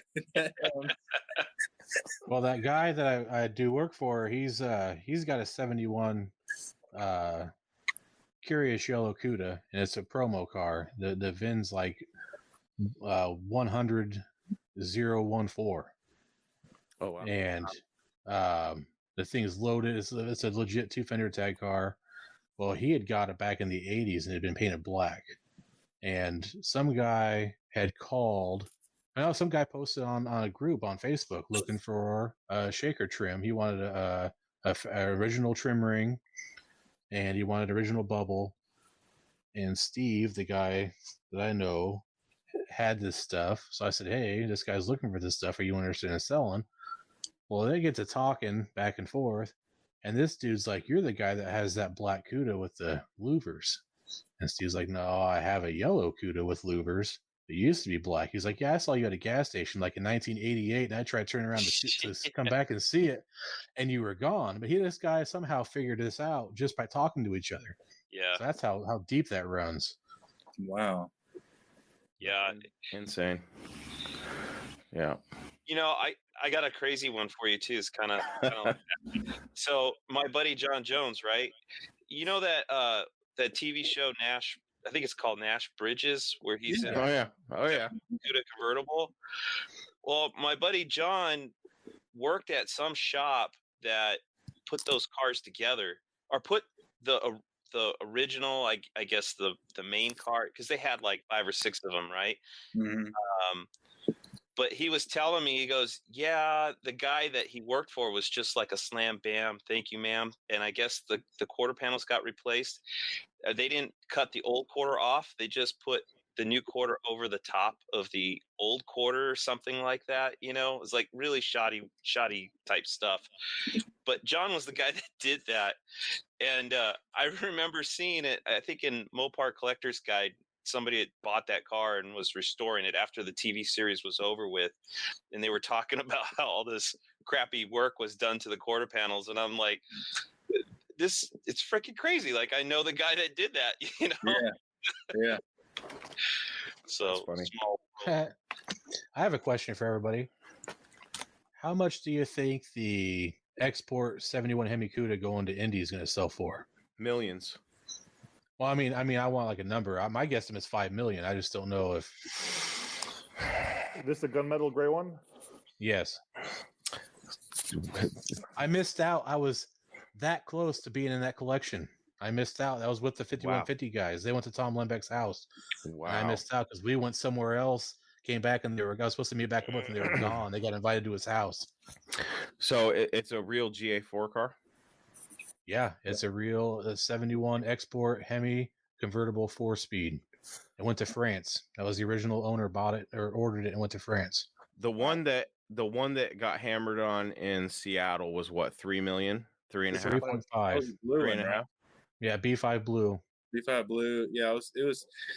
I think it was 3. I don't think it was 3.5, if I remember. I know it was 3 or north of 3 because I remember going, holy shit, 3 million. That was 2014. So here we've moved up, and now this is an export car. That was also a 4-speed car too. So, and I think this export one, it has the rally dash too, doesn't it? Yeah. Yep. The blue one didn't. If you add up all the rarity, and you think about the time and the fact that a Hemi Cuda convertible, and it's all numbers matching, at least the engine is, and it's a numbers car too. You're talking about the most sought after muscle car, probably across the entire board of muscle cars. Mm-hmm. God, I'm right there with you, and I think it's got to be 5+. I'm going to go ahead and guess higher. I'm going to say 6.5. I'm going to guess 6.5. That's me being generous, but so it's going to auction. Yeah, it's going to Mecum Indy, I believe. Yeah, Indy. Yeah. What's the date on that? We should live podcast that. May. It's like May 24th or something like that. May 24th. I'm writing that down. I can look it up real quick. Yeah, I want I want to see if I can play that. I mean, I'll probably get in trouble if I play it on the screen, but I could probably play it on my it's TV May here. 14th, May 14th through the 22nd. I think that'll be a Saturday car. So yeah, that's gonna be their Halo car probably for that whole event. They have some killer Mopars going across the block on that one. They also have a 71 V code convertible going through, a 71 V code convertible, a 70, I believe a 70 Hemi hardtop 4-speed going through. Can't remember. Yeah, there's been quite a few being posted lately of what's coming up in May. But that's a good showing. Definitely some 6-figure cars there, but that convertible. Let's come up with some phrases to bash them for being so damn expensive. You got to bash it in French though. Yeah. I'm a little bit scared that it's not going to go north of 3.5. You don't think so? I'm a little bit worried, man. There was, I think Meekum had the auction last week. A12s, restored ones, were going for about 55, 60. Really? Wait, what? Yeah, two of them. Two A12 Roadrunners went last week for high 50s, low 60s. And they were. No. Do you have details? Were they numbered? What was the? I think one of them was. What I had read online was that a lot of people were pulling their cars out at the last second because there wasn't a huge turnout. So it could have definitely been unique to that auction. But and not to get political, but with new infrastructure talk, electric vehicles, I don't see these muscle cars being looked at as investments much longer. So that concerns me a lot, and because of that, I don't think it'll go north of 3.5. So I hope so. We've got a 3.5. We've got a 5. I'm going to go ahead and I'm going to be optimistic. I'm going to say 6.5 because I think there's some guy who's got a lot of money and he's pissed off at COVID, and he's probably a he's a Republican. He's pissed that Biden's in. I'm going to get political here, and he's got a bunch of money, and he's like, I'm going to show them. I'm going to buy the most expensive Hemi Cuda. And the color is what gets me. I don't know why, but I've been obsessed with GA4 for a minute now.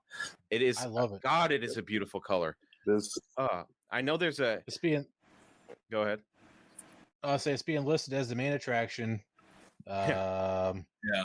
Well, it's one of 3 equipped with the A833, the only 71 Hemi convertible in Winchester Gray, exported to France, returned in '93. Documented with original broadcast sheet, original French title, and copies of import documents. Matching numbers on the engine and transmission. 354 Dana. Power steering, power brakes. Is it a Survivor? Added. Okay. It is not a Survivor. Okay. Okay. That as far as paint goes, no. Okay, that changes things a little bit for me. I love that color, man. Yeah. It's Winchester Gray, dude. God, that is a beautiful color. There was a 6-pack 71 Charger RT that's been running around. I think it's Winchester Gray. 4-speed car, I think, if I remember right. That car, I was in love with that car. God. But if it was a Survivor, I would stay firm on my number. I'm still going to stay there because I already said it. But yeah, probably. God, I just think that there's people that have money that saw what the other one went for, and it's tough because I agree that maybe people are looking at them as not investment cars, but I know that the people with that type of money don't give a shit about that kind of stuff. We need Alan Lewenthal and Brett Torino to be competing against each other. On that car. Yeah. God. Hey, Blake, you got some messages from Kurt. I like this. I like this one. Like, yep. Yeah, Kurt. Is Blake mechanics only? I'm not sure I quite understand. Is like, do I only do mechanics, or maybe he's making a play on OnlyFans? Maybe there's maybe Blake's gonna start a mechanics only page. Mechanics only. $4.99 subscription. I think he's asking if you're a shop and you just do mechanic work. No. This is my sideline for the time being. So I am a full-time. I am a mechanical engineer, and I work in chemical production industry. So that's what I do as a day job. This is what I do because I love it. So he needs a paint job. He needs a paint job. Oh, that's where It's DIY Hemi, not DIY paint, buddy. Hey, Kurt, if you really want to jump on, I'm going to be on here for a little bit longer. I know we're going long, but screw it. If you guys got other stuff to do and you want to take off, go ahead. I've been drinking a little bit, so I'm going to hang out for a little bit longer. You too? I'm gonna pounce. I only brought 4 beers down. I'm gonna pounce, but I was gonna ask Blake if I don't know if your camera is very mobile, but it'd be kind of cool to see that CUDA behind you. I've been wanting to talk to him a little bit about that. Yeah, I have it. It's a USB camera here. I have clipped to the monitor. So let's see. Oh, okay. I've been sitting underneath. So I actually have I just pulled the K from the bottom because I didn't want to scratch any of the paint. Try to keep it pretty consistent. There's the 340 that came out of it. Let's see, there's the 318.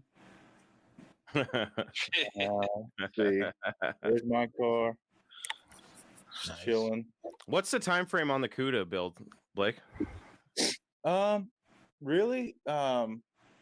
So the actual swap is only takes about 40 hours to complete. Mm-hmm. But because we are documenting the tar out of it and we're doing our full video series, really the video series we're doing it's going to apply for A, B, and E body.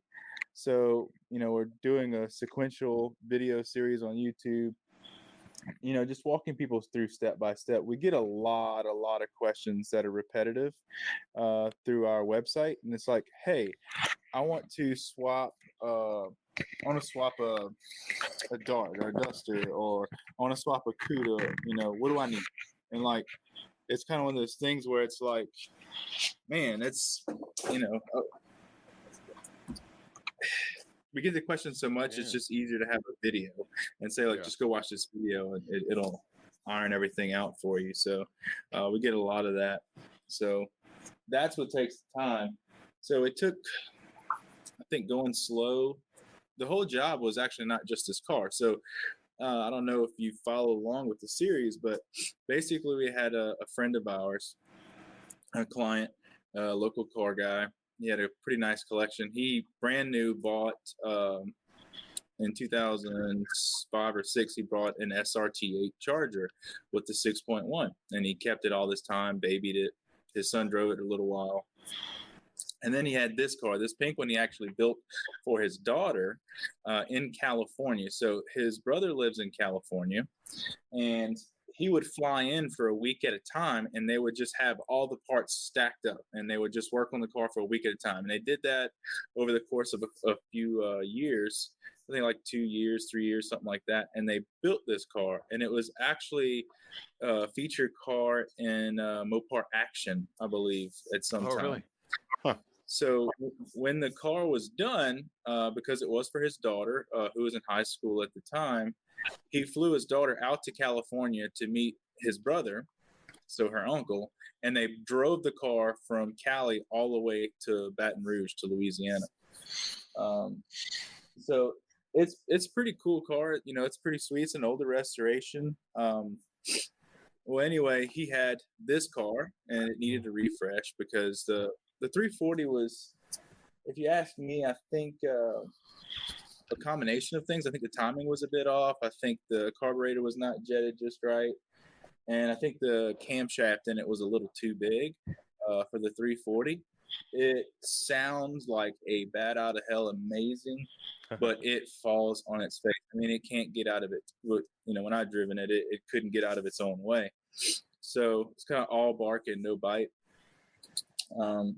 So I needed to refresh, and he said, look, I want to do this late model Hemi swap, and he was looking for a 6.4, but he really loved the way the intake and everything looked on the 6.1. And 6.1s, for some reason, they still command a pretty high price. They don't make them anymore. People just love aesthetically how they look with that aluminum intake manifold. And he said, well, man, 6.1s go for just as much, if not more, than the 6.4. I can't find a 6.4 for a decent price. I really can't find a 6.1 for anything, less than $5 or $6 grand, But he had this 06 Charger, and I mean, this thing he didn't even have creases in the seats. Like the two-tone suede and leather, all that was in great shape. And he says, well, let me look at the book value of this car. And the book value on those earlier SRT8 Chargers trade-in is like $6,700, $8,000. It's very low. And that car was immaculate. He knew all the maintenance on it, and he really took care of it. It had 96,000 miles on it. So he just looked at it and he said, well, instead of paying $7 grand for a 6.1 that I know nothing about, what if I just take the 6.1 out of this car that I have in my collection and then sell the body? And that's what he did. As soon as we pulled the 6.1, that was part of the package, right? We had to pull the 6.1 out of the Charger, but leave the body as undisturbed as possible for the new buyer. This new buyer had a couple engines laying around, but no car. So I think he paid like $3,500 for the body, which is really a steal because of how clean it was. And so really he's in this 6.1 for like $3 grand, if you think of it that way. I mean, financially, it makes a lot of sense, So it was the right way to go. And plus, he knew that it was a well-maintained engine because he was the only owner. Yeah. So we had 4 hours in that, just being really meticulous, pulling the 6.1 out of that car. Bid 40 hours on this, but it's really going to take us I'd say about a month and a half, because we film everything. So we get all the parts line up, get the shoot, make sure we have all the information that we want to communicate. And, having a full-time job, we do this after hours. So I'd say typically 4 nights a week. I put my kids down around 7:30, 8 p.m. and I'm in here till about 1:30 in the morning, and then wake up at 5. So it's hardcore, man. It's a hustle, man. But that's the grind. My dad and I can tell you right now, we thank you for those videos, because we've honestly been considering something to put a 392 Hemi in. So we thank you for what you offer to the community, and we thank you for the videos. Oh, thank you. I appreciate it. I mean, that's what it's about. Our website started out as just a resource. I mean, I came background, and I've said this many times, is years and years ago, I was always a Mopar guy, but all the speed shops around here were GM and one Ford. I was in the early stages of the LS swap movement. So I got to see that whole market unfold and learn how easy it was. And nobody did that for the Mopar. So we really started out we just wanted to help, people say, hey, look, it's very easy. It's very doable. It's not, all mystic, confusion and really complex like some people are making it out to be. It's really not. In concept, it is identical to the LS, identical, all the provisions you have to take and what you have to do, it's identical, but it just makes more power. So that's my opinion. But anyway, it started out as that. And my friends and I, we really got to looking at it, and we said, this needs to be bigger than this. It needs to be more. And that's when we started developing swap components. And right now, we just got, as I was talking about earlier, so actually I had to, get to the drawing board and physically design, do all the engineering diagrams, stuff that I do at work. But we've now converted into, full swap harness. So that's awesome. The LS guys have been having standalone harnesses that you could get for $450 for almost a decade. Why does it cost $2,000 for a Hemi? I don't know. So it's one of those things. We really just want to help first and foremost. I think that's kind of like our mantra, Hemi swap the world. We really want to see that become a thing. And, offering products to help that along just seemed like the right way to go. Yeah. Blake is a legend in the making. I'm telling you this. I'm not even trying to polish your knob, dude. I'm telling you that I'm telling you, people are going to be like, "Hey, DIY Hemi was in it from the beginning," and the Hemi swap movement has come such a long way because of innovators like yourself, dude. So yeah, I definitely second that sentiment. Like, good job, Blake. Thank you, buddy. You're doing great, man. I hope it keeps going. Man, what we're seeing in the demand of the website, and I mean, it's like a continual bleep of hits. Like my phone's constantly going off, bling bling. So and so from Colorado's on your website. Because it'll give generic coordinates. Like it'll say when someone logs on our website, what area. Like, hey, you have someone from Albuquerque, New Mexico. It doesn't give names or anything, but general cities. So I mean, we are seeing crazy stuff. Scandinavia, Australia. Like just a lot of action in up in Norway and stuff, believe it or not. It's crazy. Sweden, just crazy stuff. And it's just so awesome to see this thing kind of go global. I'm continually amazed. And some people ask me, they're like, hey, are you getting mad that Holly is starting to put out all this Hemi swap stuff? I'm like, oh, no, not at all. The way I look at it is the more parts are out there, the more availability there for people to do the swaps, and it's kind of like competition makes the market better. So, that competition, we've seen some really good parts. So like their new oil pan, Holly's oil pan, I'm trying to get my hands on because it just looks like a very well designed part. And I want to see, what it's made out of. I want to test it. So I don't get upset with anyone joining the game. More the merrier. I agree 100%. I looked at that oil pan, and it's aluminum, which is kind of a little concerning to me, because aluminum shreds, it doesn't dent. That's right. That's right. They have their ups and downs, So I'm just really impressed that they put that much effort into it. I love the stamped pans. I mean, we've been using the Molydons for years, and I've said this before, without them making that first swap pan and mass producing that first swap pan, Hemi swaps couldn't be what they are today because they would have no provision to put it in an older car, really, unless you had maybe an aftermarket co member. So it's just like you said, a stamped pan like that, it can dent and take a hit and keep on ticking, right? A cast aluminum pan, it's firmer, it's brittle. If you hit something in the road with a lower hanging oil pan, you could catastrophically damage it. You could shatter it. It's more brittle. But what's also a positive of it is you have a really rigid flange that bolts to the engine block. So with a stamp pan, you get some deflection, right? So right. It's easier for a stamped pan to leak than a cast pan, when you're talking about that. So they have their pros and cons. Yeah. Well, guys, I think I'm gonna bounce. All right, Johnny, get the hell out of here. All right, we will see you guys. Hey, tell everybody where they can find your stuff, Johnny. Can you hear me? Head out. We can. Hold on 1 second. Okay. Johnny, tell us where we can find your stuff.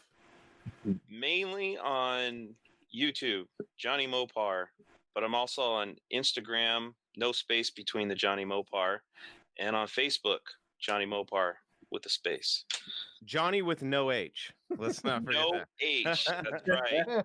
The H guy's right there. Yeah. Right there in the middle. Don't make him change his name. He doesn't have to change his name. I'm good. I like Johnny with an H. I'll be honest, I hate getting all these friend requests sometimes. I'm that asshole that always denies them, so I'll change it.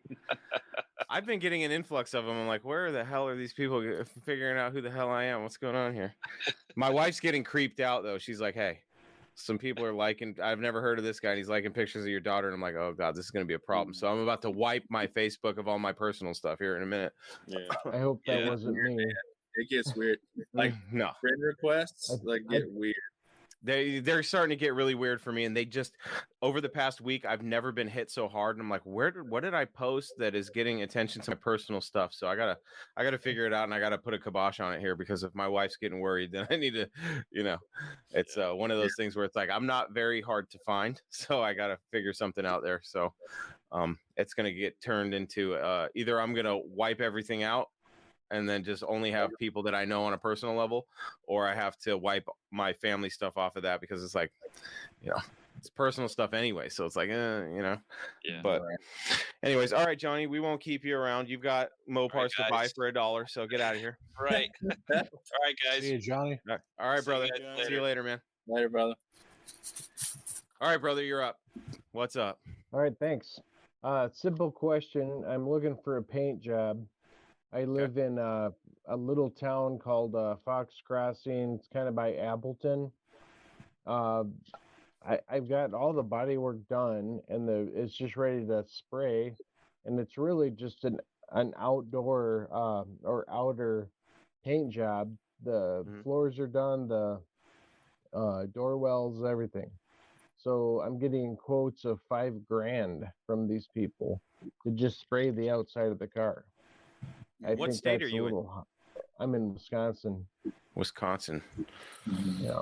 It's not outside the realm, only because a painter's paint job is only as good as the foundation. They're going to have to do a little bit of whatever to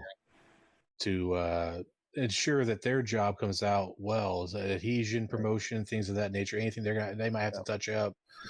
So, and the materials are astronomical right now, anyhow. Yeah, sure. I had the bodywork finished up, all new panels welded in and everything. Bonded primer. I used bonding primer over the top. Reason for that was that I had 3 different layers of whatever you want to call it to paint on. I had bare metal, I had original paint, and primer. So I had to kind of use like an pull epoxy those all together. What's that? So you use like an epoxy primer over for your base? Yeah, some bonding primer something that'll stick to everything essentially. Yeah, pretty much. I don't want it coming apart 6 months. I've done that before. This for a 71 B body? What's that? This for a 71 Roadrunner? Yep. Yeah, my dad got his done, I want to say about 4 or 5 years ago, and it was it's roughly what you're saying, about 5,000 or 6,000. And I know since then materials have gotten quite a bit more expensive, so that sounds like a fair price. That's $15,000 around here. That's cheap. It seems cheap around here too. One of the guys that was in the chat earlier, his name's Kyle. I went up to his house to buy some parts, and we're buddies.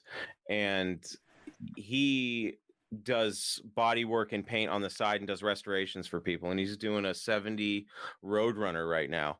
It's vitamin C. It's a beautiful car, and I got to see it when it was midway through body work. And I mean, you're talking about a guy who does the blocking like 5 or 6 times, and his paint jobs are flawless. And I don't really like asking guys what they charge, so I didn't ask him that, but he told me how much in materials alone he uses, because he doesn't use BS. He uses top of shelf, top of the line stuff. He told me he had well over $6,000 in just what I was looking at. Wow. And the car wasn't even painted yet. It was just blocked out. And the countless amount of hours, like I do know the figure of what he's charging or ballpark of what he's charging. And seeing the work and what he had to go through to get the body perfect before he laid a single ounce of paint on that car, I understand why paint jobs are so expensive. But just knowing that he spent over $6,000 in materials, and if I remember right, the number was 6,000. It could have been 9,000 for all I know, but I know it was well over 6,000. And I was just like, holy, So I mean, it depends. What are you going for? Are you going for a full out show car? Are you looking for a daily? That has a lot to do with it. Because if I'm looking for just something to drive, I'm going to the cheapest body shop I can. Like, well, it's not a show car, so I don't need a $10,000 paint job on it. You know what I mean? I do want it to look, I guess, stock. I want it to be back to Y1. Okay. What is that, Topadana for Plymouth? Or is that the other way around? Lemon twist. Yeah, lemon twist. Would like to keep that, but like I said, all the hard parts are already painted with the factory paint. There's no rust really on it, so and it's got a white vinyl top or white vinyl canopy top. And don't I'm not saying I do have this, but from what I'm understanding, it may be a one of one ever built because it's an air grabber, white canopy top, white interior, 340 car. I haven't heard anything from anybody. Nobody's ever seen one. Looked all over the internet. Not that that says anything, but I'm really kind of crossing my fingers that would be something. But we'll wait and see, I guess. Is this a car that you're gonna flip, or one that's for you personally? No, it's mine. It'll never leave my house. Then I would, you know, if you have to save some money just to get it done 100% right. And as far as the one of one thing, if it was my car and I was really interested in documenting, like, because I mean, that's really cool. If you have a one of one, you definitely want to be able to verify that. So I would reach out to guys like Dave Wise and see what it would cost for him to come out and actually verify the car.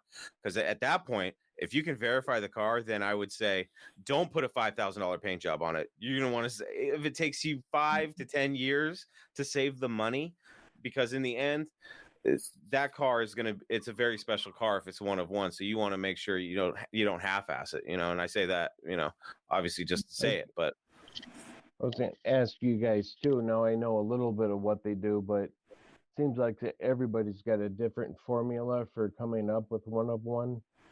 I mean, I know the big things are the motor, the color, interior, maybe air grabber, stuff like that. But then you get into my canopy top that's white, which is a rare one anyway. Not a lot of cars came with the white.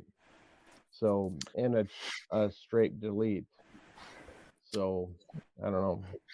I'm not 100% sure how. I know it boils down to percentages of options on that given model, and that's just from reading. I can't tell you that 100%. I'm not like a Dave Weiss or whoever. So, my understanding is that's how it was documented. Times pi percentages. I don't think there's exact numbers for. Right. Go ahead. Yeah. Right. So it's documented based on percentages, my understanding. And then that documentation, there was a big fire at Chrysler where it burned a lot of documentation down. So the troves and troves of these banker boxes and documentation, it went up in smoke. So, I mean, you have people with really, really good experience and, you know, have seen a great deal, but I don't think you'll ever get that like 100% verification. This is one of X type stuff, you know? Yeah. Unless it's an ultra low production. I don't know if you'll find a 71 Roadrunner registry. I was going to say a registry. Yeah. Go through and that's not going to be exacting, but you can go through and see how many cars on the registry are FY1 and if any of them have a white top, white interior. That's what I had to do. He disappeared. I was saying that's what I had to do with my Charger. Yeah. It's B7 blue, white top, white interior, and it's the only one on the registry that way as of right now. Wow. So, and I don't mean it's the only one built. It's just as of right now, it's the only one that's built up that way on the registry. With one of one stuff, it's so tough. Yeah. Anytime I like the guys with the red Superbird, that was one that was very, very controversial, and they proved it. They had Dave come out and verify the car, and there it is, because everybody was calling BS on it. And I was actually one of those people because I could have sworn, I was one of them because I thought, I still do. I think Don Gartless has one in his museum. And really? I remember one at Carlisle about 4 years ago, maybe 5 years ago, and I was trying to look up old photo albums that I see online. Yeah. But right hand, I could have sworn I've seen a red one before. Wow. If not two. Wow. That's correct. Yeah. So, I mean, gosh, like Blake was saying, though, I've heard of the documents going up in smoke, and it's just so hard. And when you get to one of one, at least it's a Roadrunner. You know what I mean? That's a little bit more special, because I'm sure there's some Dart out there that's one of one with some sort of special, special order or something like that. But I mean, the car sounds cool. I wouldn't be surprised if it was one of one, or at least one of really low production. And I get a lot of people that reach out to me, and I say a lot, probably a handful of people in 5 years that have reached out to me to try to break something down of how rare their car is. And every time I've tried to do any research, it always comes down to, oh, well, this amount were produced, this amount of 4-speeds, this amount of whatever engine combination. But it seems like once you start getting into the colors and really specific stuff, there's no documentation of, how many came, with a stripe delete, things like that. Because I don't think that if a car came through special order, that they put it on some special list, like, oh, in case this ever comes up and down the line, at least that I know of. I could be completely wrong, but if I was him, I would definitely reach out to as many resources as possible that specialize in those 71 plus cars. And then like the experts is pretty much where you're going to get your most reliable information from. But as far as painting, I don't know how you guys feel, but if it is as rare as he says and he's going to keep it, I would say invest the money in it. You know what I mean? Especially if you're planning on showing it or something. Yeah. $5,000 seems cheap for a really good paint job. That's just my opinion in my head. $5,000, you figure $50 at 100 hours. That's a cheap shop. That's cheap. That is cheap. And that's with no materials. So that's probably going to run him at least 2,500. Speaking of rarity, it's kind of bouncing back to what he was saying. We're talking about the one of whatevers. Just like you were talking about with the wing car, finding that red one, and people were swearing that it didn't exist or something like that. I have a story. So my last 70 was an FY4 car, so it was that Citron Mist, that gold color, right? And I was doing kind of like an AAR tribute with the Gen 3. And so I really kind of got into the AAR registry, just like y'all were saying, wanting to know, what were frequent options? What if I went back with the original color on the car? Like, I wanted to see what it would look like with the AAR combination. And the registry had zero. It was like the rarest AAR color out there. There were zero documented cases of an AAR being in that color. They had several of the TA Challengers in that color, but I couldn't find a picture, anything. And this went on for years. So I sold that car, didn't finish it because I had an opportunity to buy the AAR I have now. So now that I had this car, I'm like, okay, I have a 6-barrel car. Like, I really want to kind of do some research on that. So I participated in a lot of the group pages for it a little bit more closely, just soaking up as much information as I could. And after 2 years, let's say I was on the page for 2 years, maybe more active in it in the last year or so. But after being on that page for so long, this woman posts up and says, hey, just join this page. My husband and I have an AAR. And, here's our fender tag.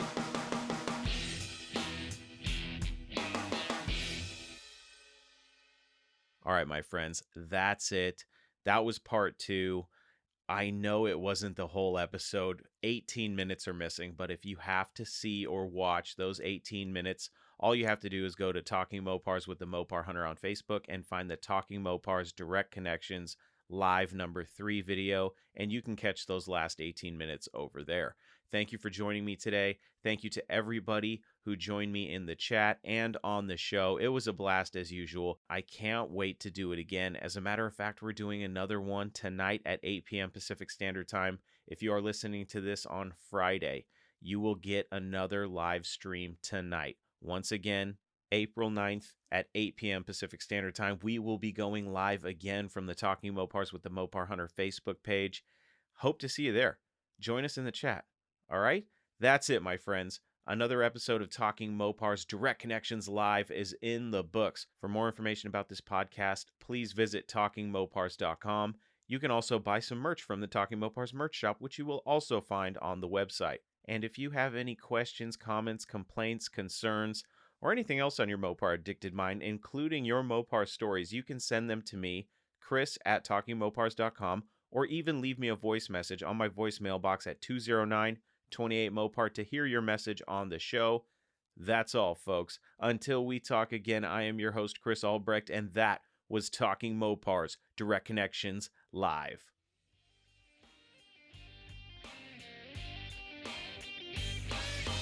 Thank you for listening to Talking Mopars, your direct connection to all things Mopar. Until next time, remember, no Mopar left behind.